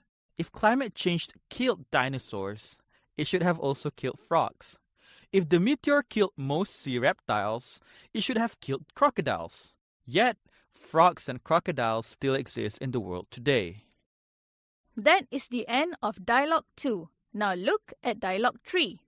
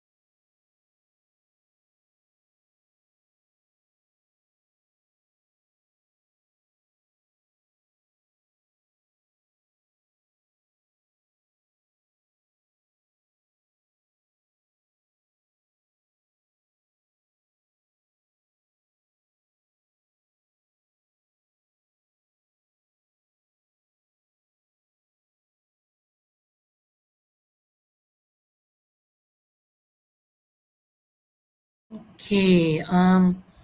I think we are having problem with dialogue 3. I think that if we unable to play the dialogue 3, then maybe we can just like go on with the with answers for 25, 26, 27, and 28. Is it fine? Or do you think that we can can we solve the problem? I'm okay with just discussing two parts there. And I think that the students are also okay with that.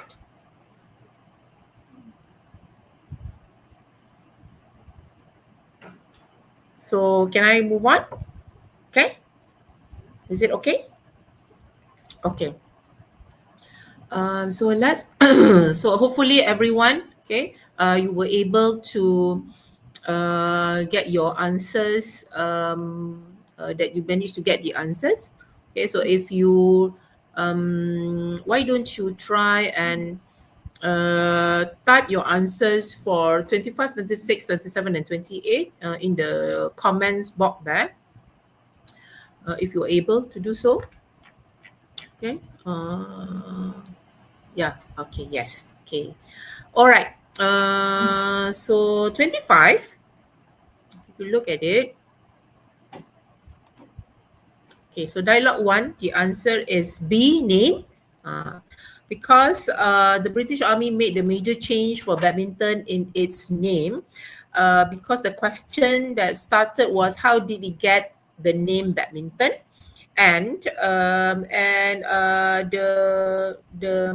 Mr. Daniel was mentioning about it was played at a private home called Badminton House. Okay, and the word major change in the question, the phrase that was used in the dialogue just now was significant change. Okay, so I think so that's why the answer is B. 26. Mr. Daniel's information on badminton competition highlighted that, okay, so the answer is B. More tournaments were added over the years because it mentioned the different competition of the years, First World Championship, Thomas Cup, Uber Cup, and then Olympic as well. And they also a phrase where it says number of regional and national badminton competition, I think. Okay. Right, so that is why the answer is B. Okay, it's highlighted that more tournaments were added over the years. And dialogue 2, okay, let's have a look at dialogue 2 answers. Okay, so dialogue 2, 27 is A. Because the question is plant-eating dinosaurs became extinct because, so the answer is A, they lost their food sources. And the clue that is given here is when the meteor, I think, hit the earth, plants were killed, and soon after, no food is left for the eating plant dinosaurs. So that is why the answer is A, they lost their food sources. For plant-eating dinosaurs. 28, Joyce find it interesting that C, frogs managed to survive the climate change. Now we know that. And the clue that was given or mentioned just now, a big part of mystery as to why, if climate change kill dinosaurs, it should also kill the frog. So Joyce finds it interesting that sea frogs manage to survive the climate change. And I think that another animal that was stated just now was also crocodile. So these two animals managed to survive that. All right. Okay. I think that I don't think we'll be able to solve the dialogue 3, but then I believe that is okay with that because all of you managed to answer at least 99% of the question. So maybe you can count overall, okay, from the beginning, part 1 until part minus 2 questions, so upon 28. So how what is your total marks that you managed to get? If you don't mind, you may text it in the comment box.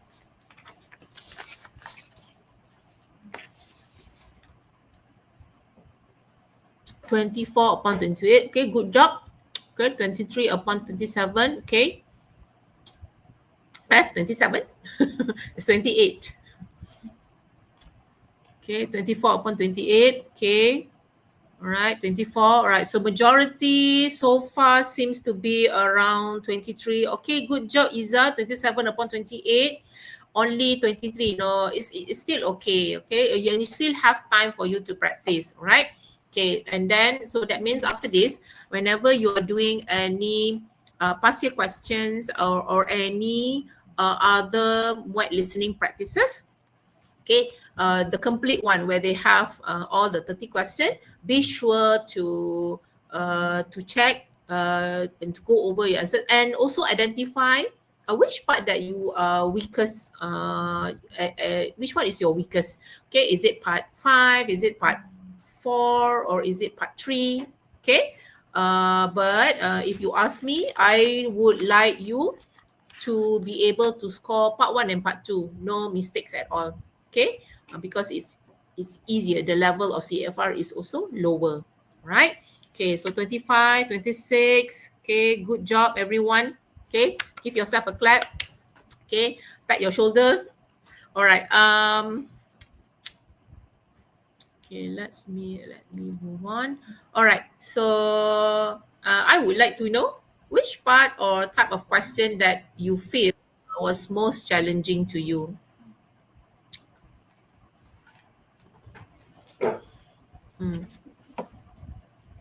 Which part or type of question that was most challenging to you?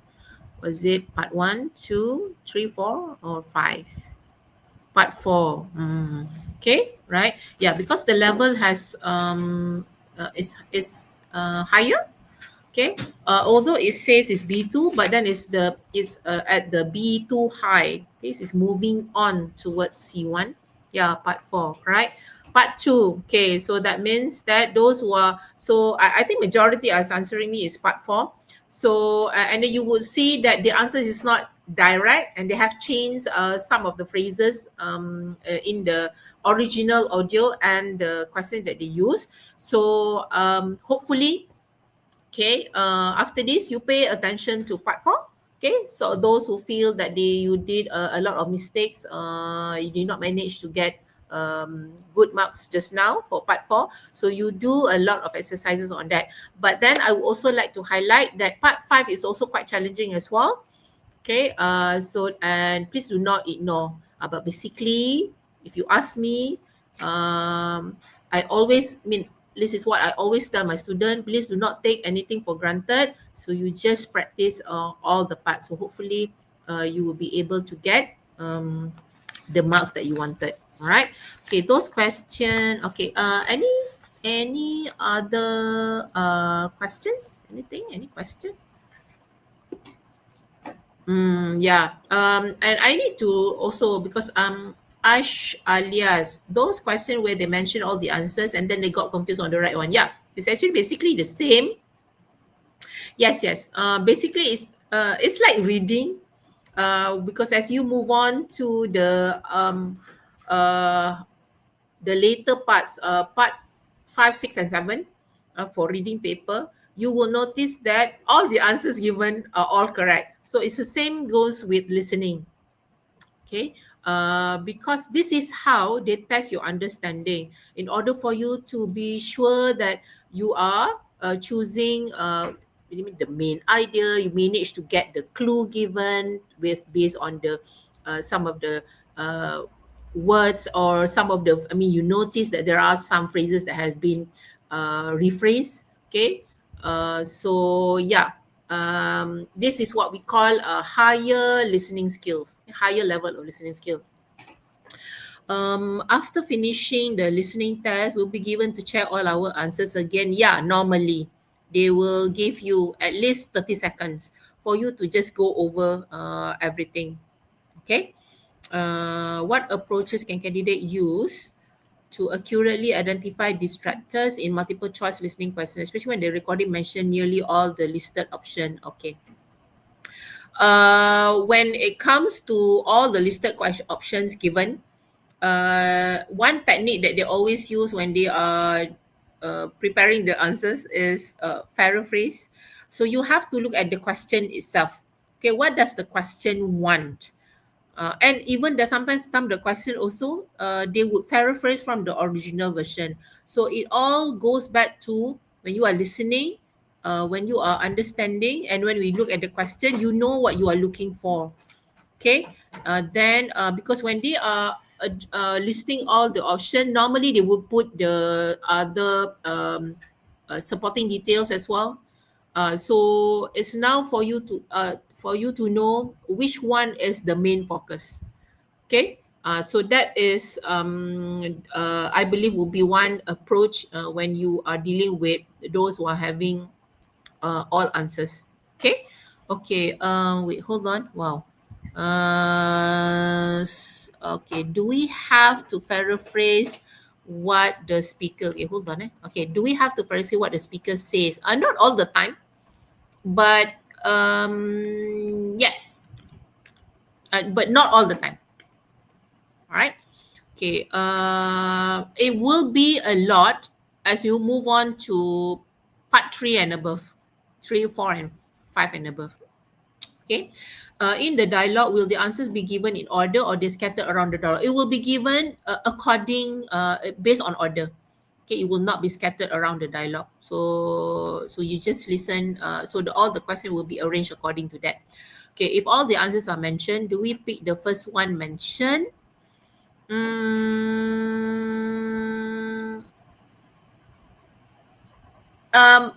I cannot say yes with all the question, but sometimes yes, sometimes no. It depends on the it depends again, it goes back to what the question wants. Okay, so remember the tips that I mentioned just now. Some of it will be repeated. So if it's repeated, then perhaps that is actually the answers. Okay. Okay, can we bring candy like Mentos to keep us awake during listening test? If your UiTM administrator have no problem with that, I'm sure it's okay. Okay? Yes, you may bring candy like Mentos to keep us awake during the listening test. Okay. Next question. All right. Should I focus on keywords or try to understand the whole audio?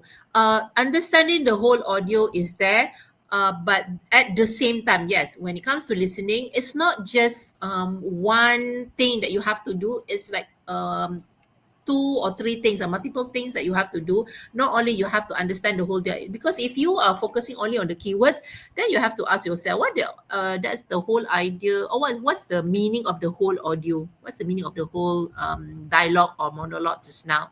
So again, it goes back to understanding the whole thing and focusing the keywords. Okay, how to deal with high speed audio? Practice. It's all practice. So please expose yourself. And I would like everyone here that is listening here today, I would like you to expose yourself to different type of audio materials. Okay, listening to instruction lectures, briefings, a lot of things, and a lot of topics as well. Okay, so this one it definitely come with practice. All right, how to know if Muhammad Khairul Najmi, how to know if question asked for main idea or supporting detail? Okay, right. Okay, well, let's see. If you, let's go back to the question that I used in the initial slide. Okay, can we go back?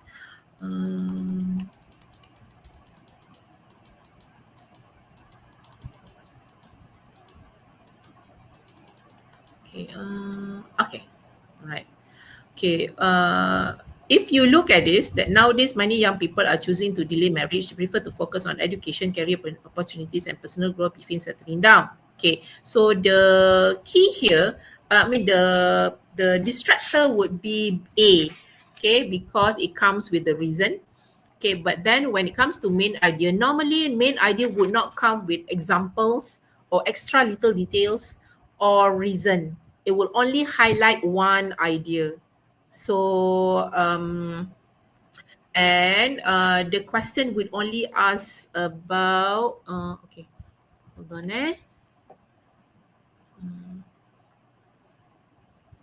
okay, right. Okay, you would the question will only ask like only one main focus. I think that would indicate that whether the question is asking for main idea or whether it's asking for supporting detail. What would be the whole, what would be one main focus that they wanted to know? Okay, I think, I hope that that answers your question. Okay, yeah, one more question. Okay, I think that's all. Okay, right. One more question. How to answer if all the answers are almost the same like the one mentioned in the audio? Yes. Then you have to look at the question again. See whether what the question actually really want. Okay, wait. Let me see. Question, I think.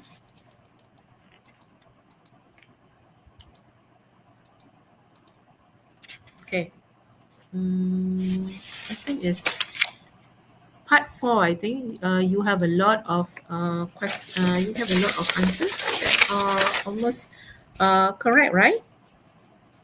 Okay, so like for example, like question 21 there, workers of different generation work best when they because of the word best there,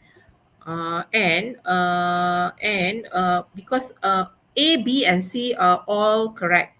Okay, but then because the focus of the whole elaboration are all about working as a team, clear communication among workers, improve the performance as team, build good relationship among workers. So those are small indicator that why B is the answer. Although A is also correct, although C is also correct. Okay, so when you are listening to the whole thing there, the whole explanation there, the same idea is highlighted. All right. So hopefully I answered your question. Okay. Uh, I think that's it. Okay. So okay, hold on. Before I before I leave, I'm sorry. Before I leave, something to share with you today. So you can learn something new every single day if you just listen, right? So sometimes people don't want you to tell them everything, but then they would just like you to become a good listener. And from becoming a good listener, you'll be able to discover a lot of new things out there, right? And I wish you all the best. Okay, good luck. Seize the day and give everything that you got. Okay, so thank you all for your attention. Okay, I really appreciate that. And I hope that the tips and the strategies shared for today will be useful for you to prepare for your MUET listening test. And please remember that listening is not just hearing words, it's about understanding the meaning, context, and the purpose. Okay, the purpose. Ask yourself, why do I listen to this? What am I going to understand? What are the things that I'm supposed to understand? So I hope sincerely that it will help you to be more confident and prepared, and you'll be able to use the knowledge that you gained today and apply it effectively in your exam. Okay, so thank you once again, and all the best in your MUET journey. Okay.